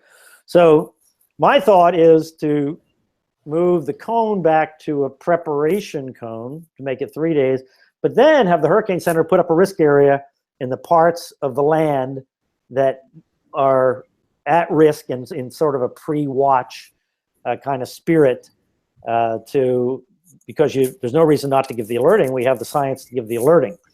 But by doing 5-day cones, you're constantly in the 5-day cone and not have to prepare, or have it not happen. So in order to make the cone have more meaning again, I would also make the cone a little bit bigger, by the way. Instead of being a 2/3 cone, make it a 75% cone or 80% cone, so that it more often encompasses most of the bad weather with the storm. So the SPC has risks, and the WPC now has excessive rainfall risks. And now, is there any talk at the Hurricane Center about doing this anytime soon? Not that on that one, not that I know of. I know there's a lot of thought that has gone into for many years about how the cone might be different, and I know Kim has been involved in thinking about that as well. And perhaps as part of that discussion that might come out. And of course, there is the overall discussion of watches and warnings and the words we use for alerting, and the watch warning advisory system, and I mean, that's the first steps on changing that or evolving that are going to happen this winter with the changes that are coming along and the simplification in the simplification program. So as part of all that thinking, there's some thinking that's going in that direction. I can't say that it's explicitly that, but it is going in that direction to make the warning be the featured thing, and then have this something before the warning that maybe is less formalized than a watch, as we know it today. So being at the Weather Channel has to be a lot of fun, and the coverage was superior during all the hurricanes this season. Talk about getting Dr. Rick Knabb back. Why did he come back to the Weather Channel? Can you share that in any way, Brian? Well, I think it was a personal decision, as far as I know from Rick. The National Hurricane Center director is never in the office. It's not a fun job. It's a hard job on your family. And every director that's ever come along has found that, and it's just gotten more difficult. There are more and more and more demands out of town, and Rick has a family, and I'm sure that weighed into it. I know that he was a terrific director of the National Hurricane Center, and I know that he loved his job at the Weather Channel before. So, as far as I know, he made the decision for reasons that work for him. But I do know that the National Hurricane Center director job is a really difficult job, and it's hard to have a good family life while you have that job. So Seidel's coverage, Cantori's coverage, all the meteorologists that were in the field is compelling. Sometimes they get criticism for being out in the middle of the storm. How do you respond to that, Brian? Well, I know that at the Weather Channel, they do a lot of work. We're out there with 3 people at a minimum. And so there's always a fallback position. Like the camera people are under a building and protected. They don't expose the people or the dish or anything to the weather. If they can't do the shot, they don't do the shot. The only way Cantori got on the air is because the cell phone system stayed up in Southwest Florida. If they had gotten a real hurricane hit, Cantori wouldn't have been on the air, because some cell towers failed. As a matter of fact, that caused disruption. So the cell towers are saving Cantori's life from time to time. Yeah, right. So they're not out there with big satellite dishes up in the wind. They're taking a lot of precautions. There are people watching around while he's on the air, but he and Mike Bettis and Seidel. So I'm less concerned, honestly, about the folks at the Weather Channel than I am at local stations. where they just don't have the resources and the backup and the experience.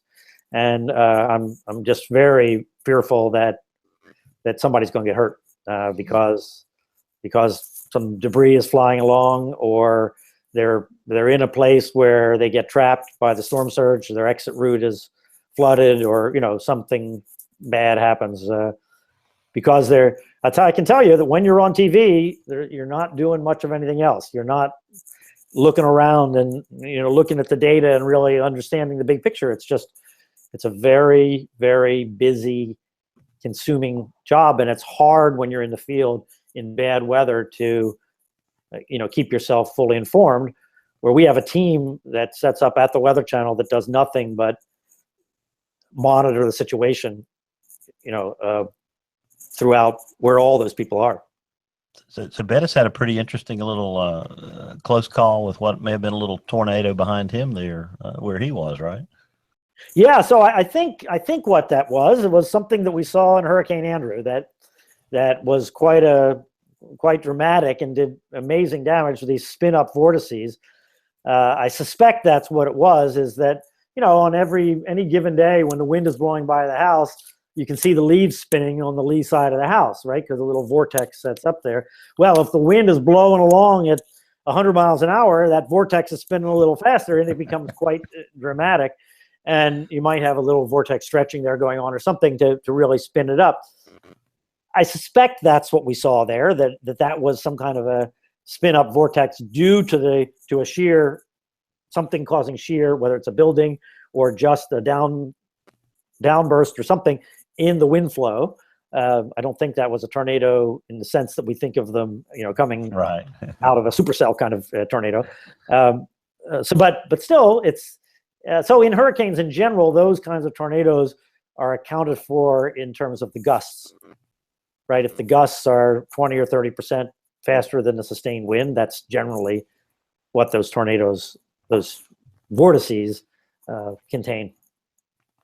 So back in 1992, yeah, I've learned so much from your talk tonight and so much from your presentation at NWA and from the book, Brian. But you talk about watching the eye shrink as Andrew approached. Some of that obviously was eye wall, contraction. But you pointed out that the radar often shows the eye shrinking as it approaches a radar because of the shape of the eye. Talk about that for a second. Yeah, so the eye has a kind of stadium shape to it, so it's bigger aloft than it is down closer to the surface of the Earth. So as the storm gets closer to the radar, you're shooting lower and lower and lower into the hurricane. So the eye appears on the radar to be getting somewhat smaller.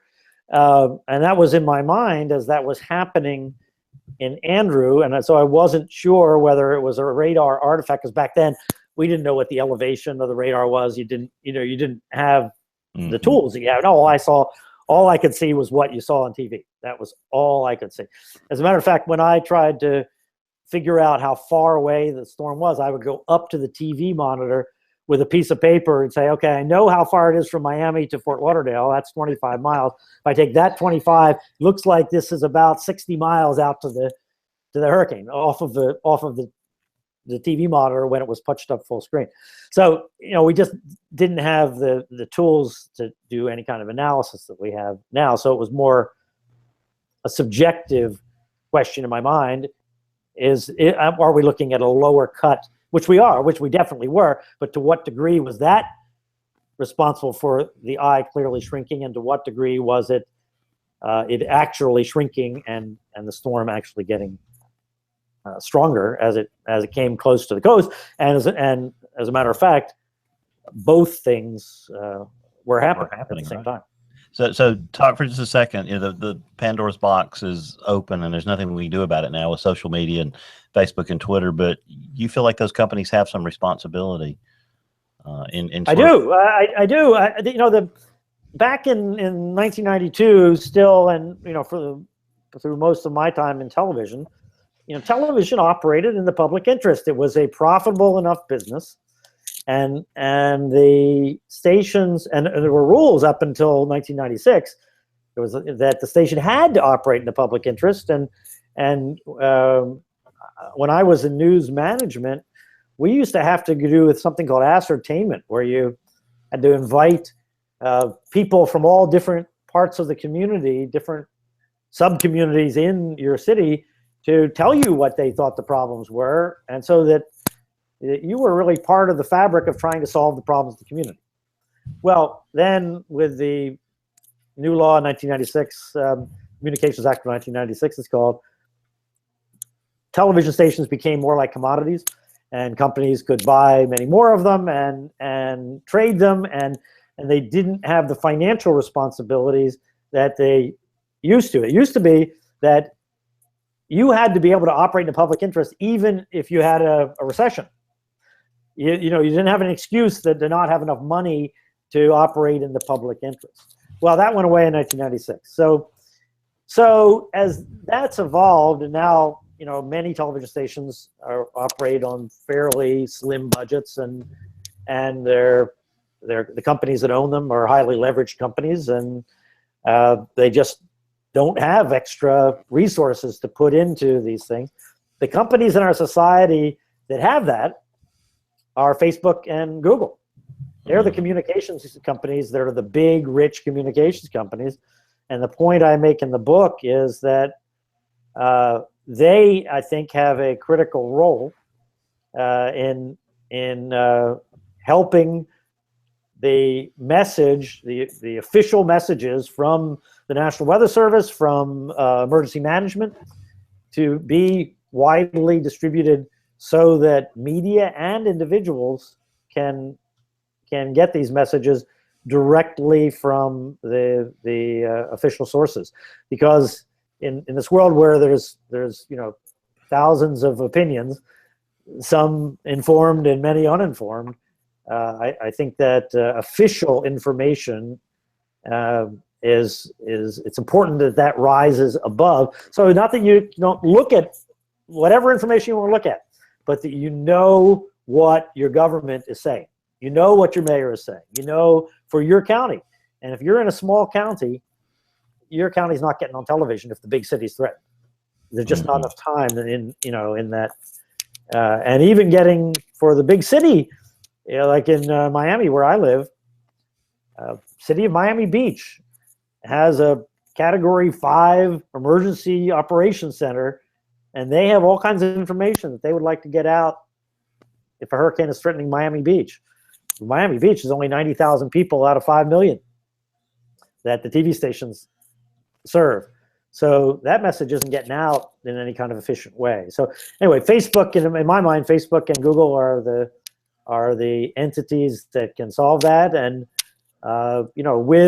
with power comes responsibility, and that's how I think they need to look at it. I mean, they're obviously in a whole different arena in the political sense. They're finding that out, and it's, that's coming down on them.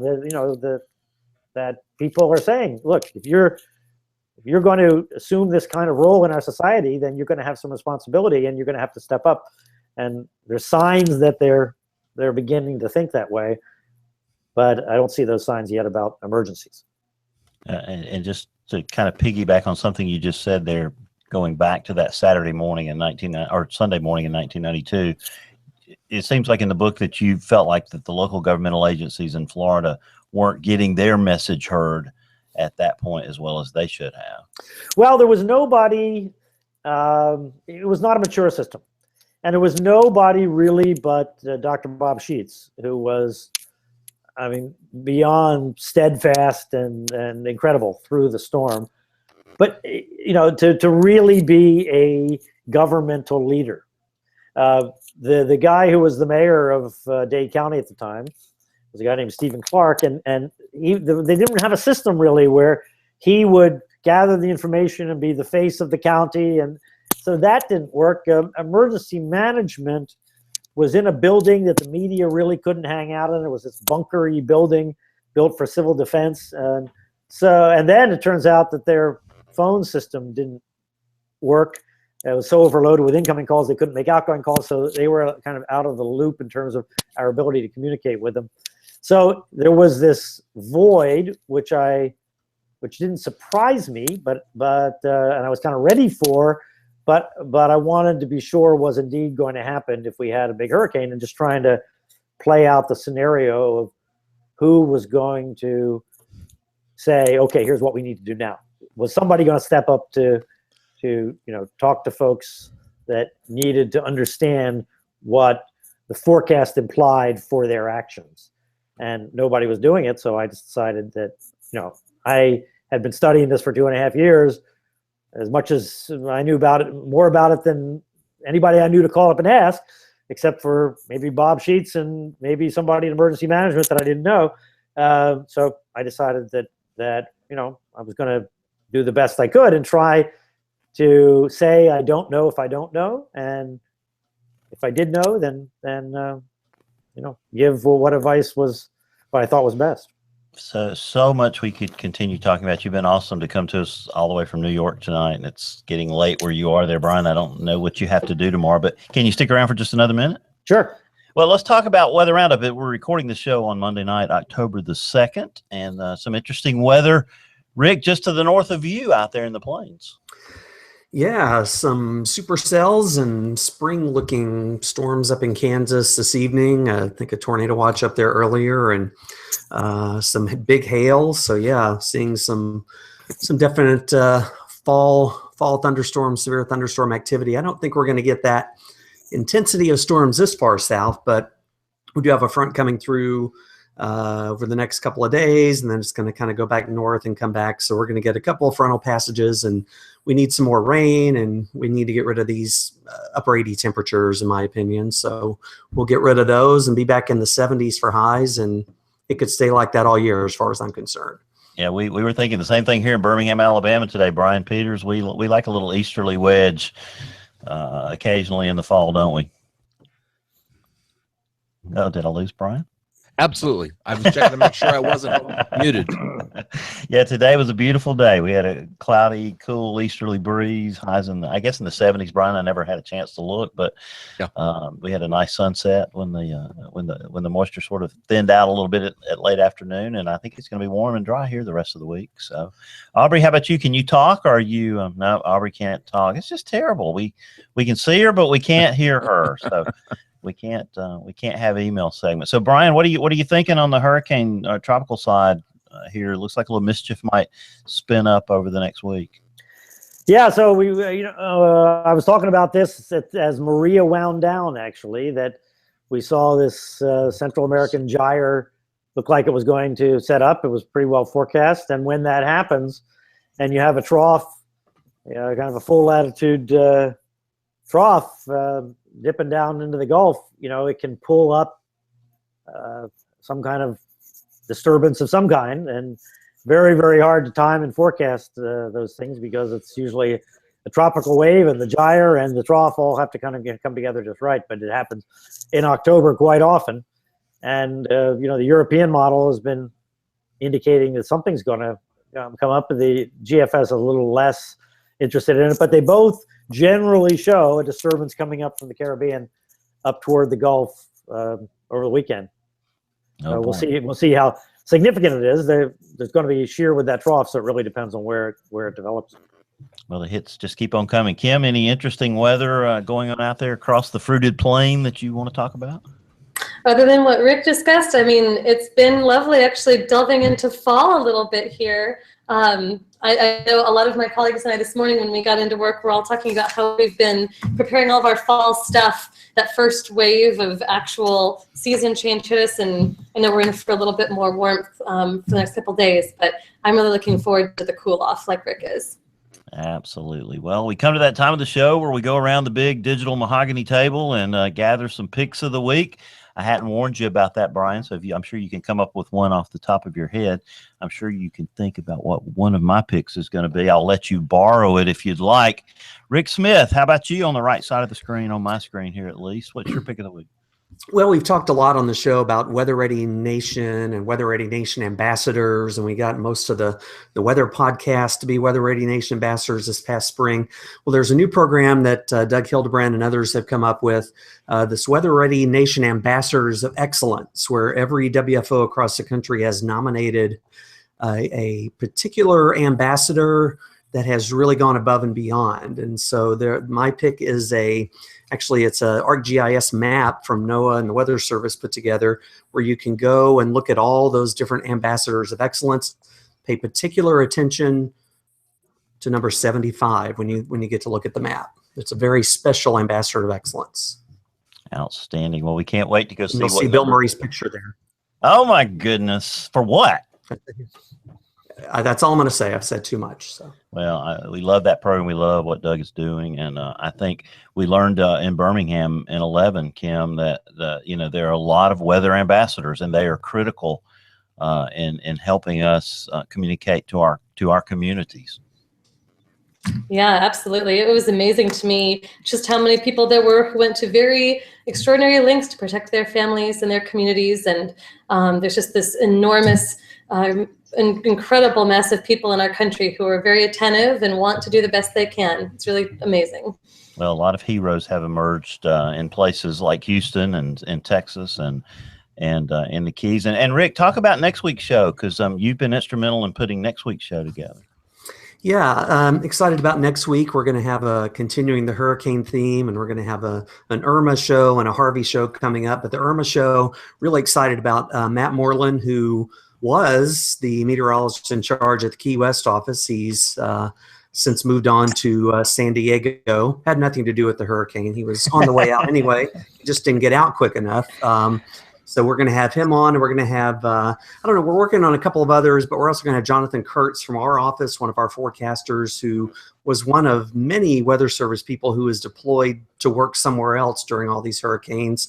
And he had call it a pleasure, we can ask him, but the pleasure of actually working Harvey at the FEMA headquarters and at the Regional Operations Center Fort Worth, and being in Key West for Irma. So it should be a very cool show. And then we'll have the MICs from Houston and Corpus the following week talking about Harvey. Brian, you're always invited back.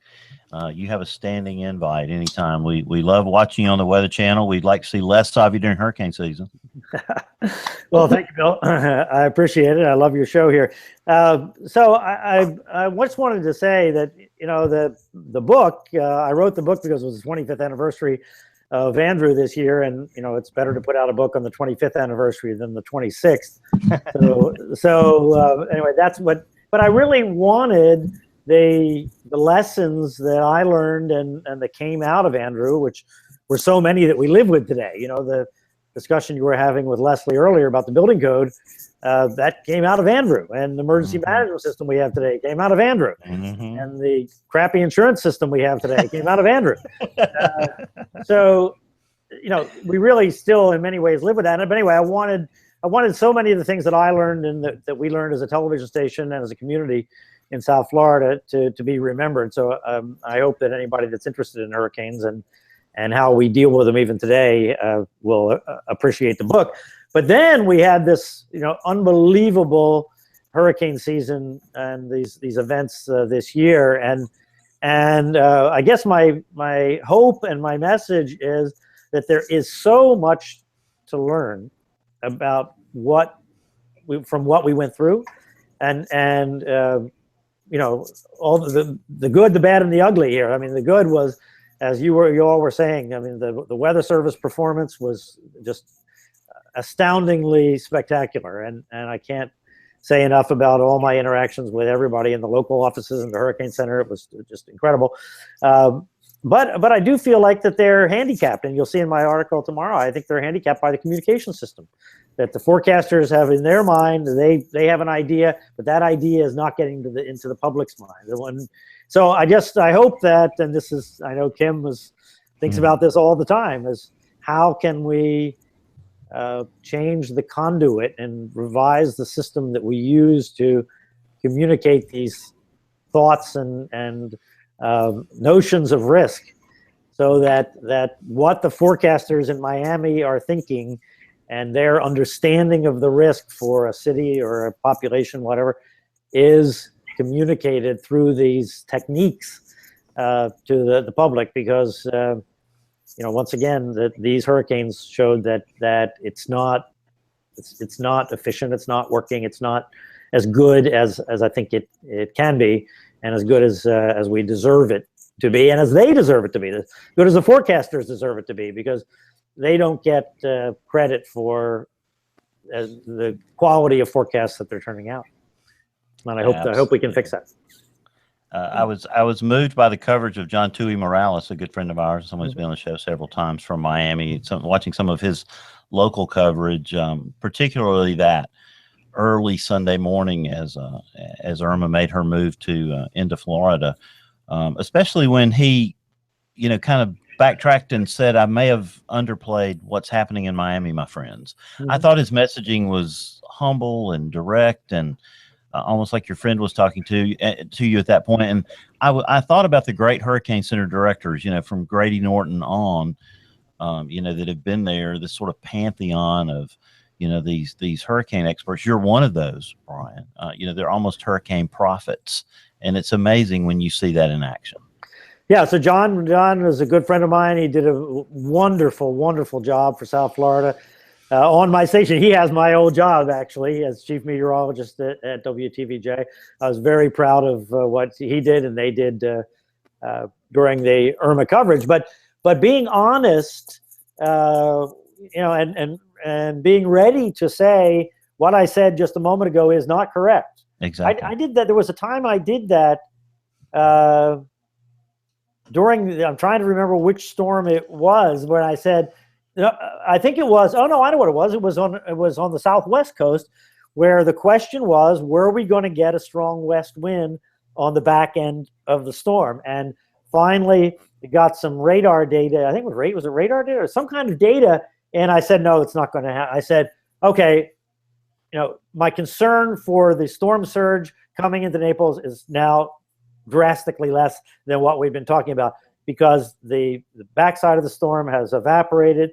And but I wasn't willing to say it till I knew it. But once you know that what you were saying is wrong, you just can't be afraid to say, all right, here's what we know now, and it can be different over a very short period of time that you get a piece of data that tells you, okay, we need to revise our thinking and explain it to people and lead people along, and that's what John did. It was terrific coverage. Really good. It really was. Kim Cloco, pick of the week. Yeah, after all the inspiration, I thought this was an important piece to share. It came out from Climate Central recently in the wake of 1 year since the Baton Rouge floods. And they talk about what it's like in Baton Rouge a year later. And I think it highlights something that's important to think about with all these communities that are going to be recovering.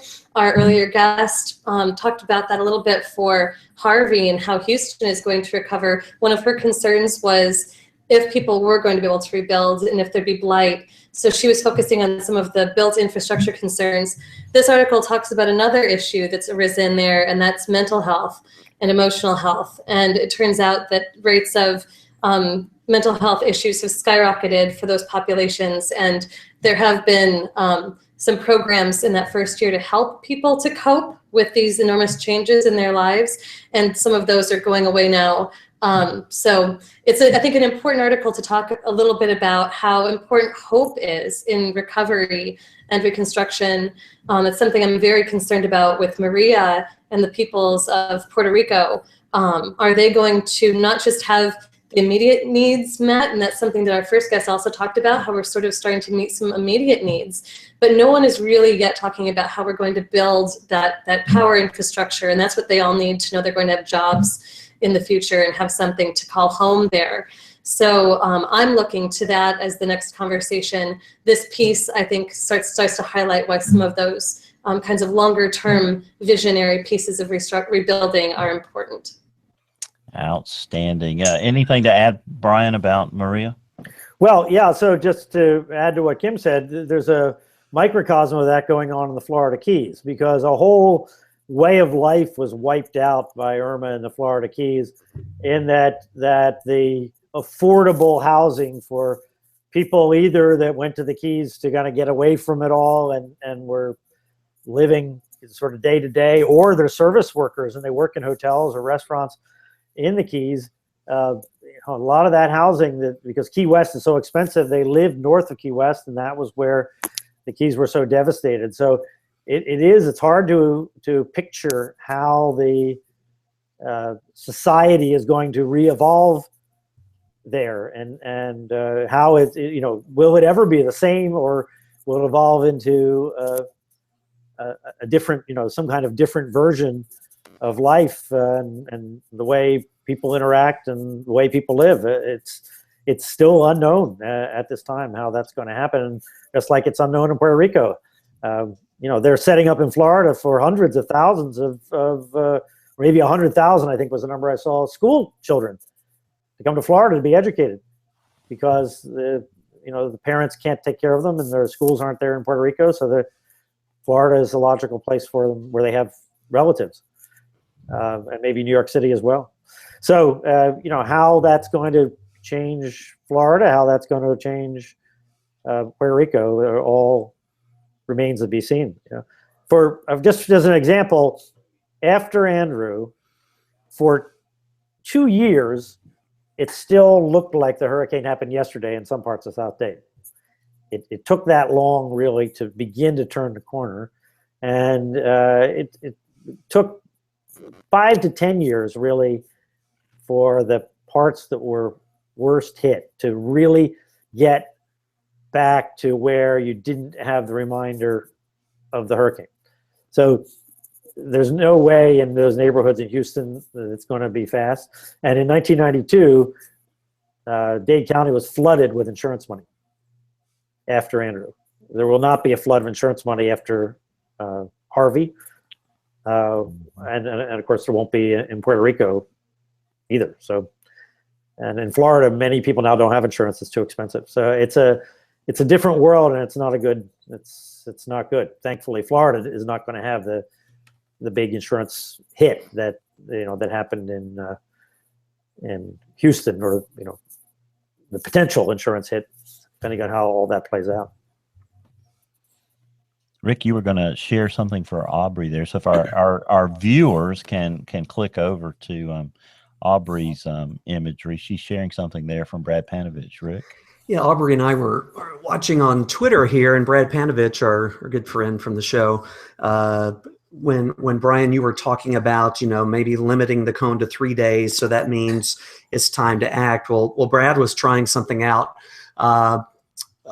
with Irma, and you can see it on the screen here. It's kind of a ready, set, go, the red, yellow, green concept. And Brad in his tweet was saying, maybe this is kind of what you're hinting at, maybe a little bit more of a something that's not quite the watch, but kind of is out there. But when you get into that cone and you get into that shorter term, that's the time we really need action. So I don't know if you can see that on the screen. Yeah, I just switched over to Twitter on the other tab here, and I just looked at it. Yeah. So yeah, those are the kind of ideas that we need to get out there, and so that because what the only way it works, and I'm convinced of this, and I'm here in New York City. I was just having dinner tonight talking back about Sandy. I testified here before the city council after Sandy, because what they didn't do here in Sandy, and unfortunately has not done enough, but they did this time in Miami-Dade County, but didn't do in Southwest Florida, is they didn't start early and say, okay, here's what we need to be thinking about today. And if the forecast doesn't change, here's what we're going to do, and this is going to be our schedule, right? It's not that you have to necessarily, do anything. I wonder where Brian went. But he's cranky. It's past his bedtime. I know. That must be it. But it's not this. It's not that you need to, go on television and wait till there's some order you're going to make. We're going to order evacuation. But what they learned in Miami, and what I was saying to the city council 5 years ago here in New York, was that if the government is going to do its role, you have to get people mentally prepared before they get physically prepared. If you're going to have them evacuate, if you're going to have them take drastic action, if you're going to have them close down their business, if you're going to have them do things that are extraordinary, you can't just up and say, we're going to do it today. You got to start a couple days before that to say, if nothing changes, this is what we're going to be talking about tomorrow, and this is what we're going to be doing on Friday, and this is what we're going to be doing on Saturday. And so what Brad was doing there is something along those lines, which is exactly what I'm thinking. And then there's a point where, okay, now we're in preparation mode. And so that's why I was thinking if the cone were 3 days, that would in general fit that kind of time scale. And thank you, Aubrey, for sharing that from Brad Panovich. That was outstanding. And I don't know, since we've lost Brian, our official pick gatherer, I'm sure he had a pick of the week. Rick, I don't know if you know what it was. I'll share mine, which is Leslie's Natural Disaster Resilience Conference that's coming up in Atlanta in October. Really excited about that. And she's kicked out a really special registration discount there for WeatherBrains listeners if you use the code. So that will be up on the website. So before, it's getting to be, kind of an honor when we can go all the way back around and almost make it back to Span, getting back from his 10 o'clock news. So ladies and gentlemen, we almost made it tonight. So Brian, thank you for helping us do that. You're very welcome, Bill. Good to be here. It's great. We'll look forward to your column tomorrow in the Capital Weather Game. We love that group and what they do. And we'll be watching you. Hope we won't see much of you this next week, though. All right. Take care. All right. Well, the WeatherBrains is the weekly netcast. It's all about weather. We do this on Monday nights, and for the foreseeable future, we'll be doing it on Monday nights. We'll continue the hurricane theme, as Rick said, with a show about Hurricane Irma next week. We'll backtrack to Hurricane Harvey and talk about that amazing storm, both from the Texas coastal plain and also from the Houston area and into southwestern Louisiana. Its impacts were amazing as this incredible hurricane season rolls on. But until next week, when we have some great guests lined up from you, I'm Bill Murray. We'll see you next week. Have a great week. Brian, thank you so much for short notice. Glad we pulled you up closer. Happy to, Bill. Thank you. All right. See you soon. All right. Bye-bye. Bye, Rick. Bye, Kim. Bye. Great See stuff. ya. Thank you so much. See ya. Bye.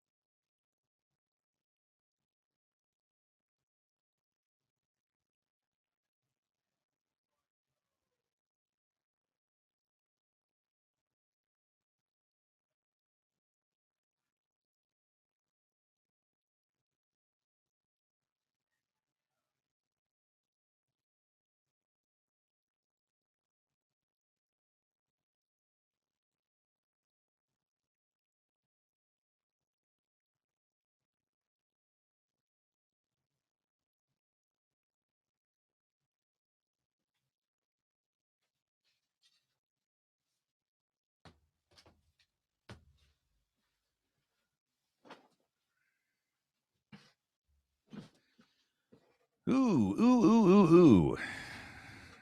Good evening. I just missed the end of the show.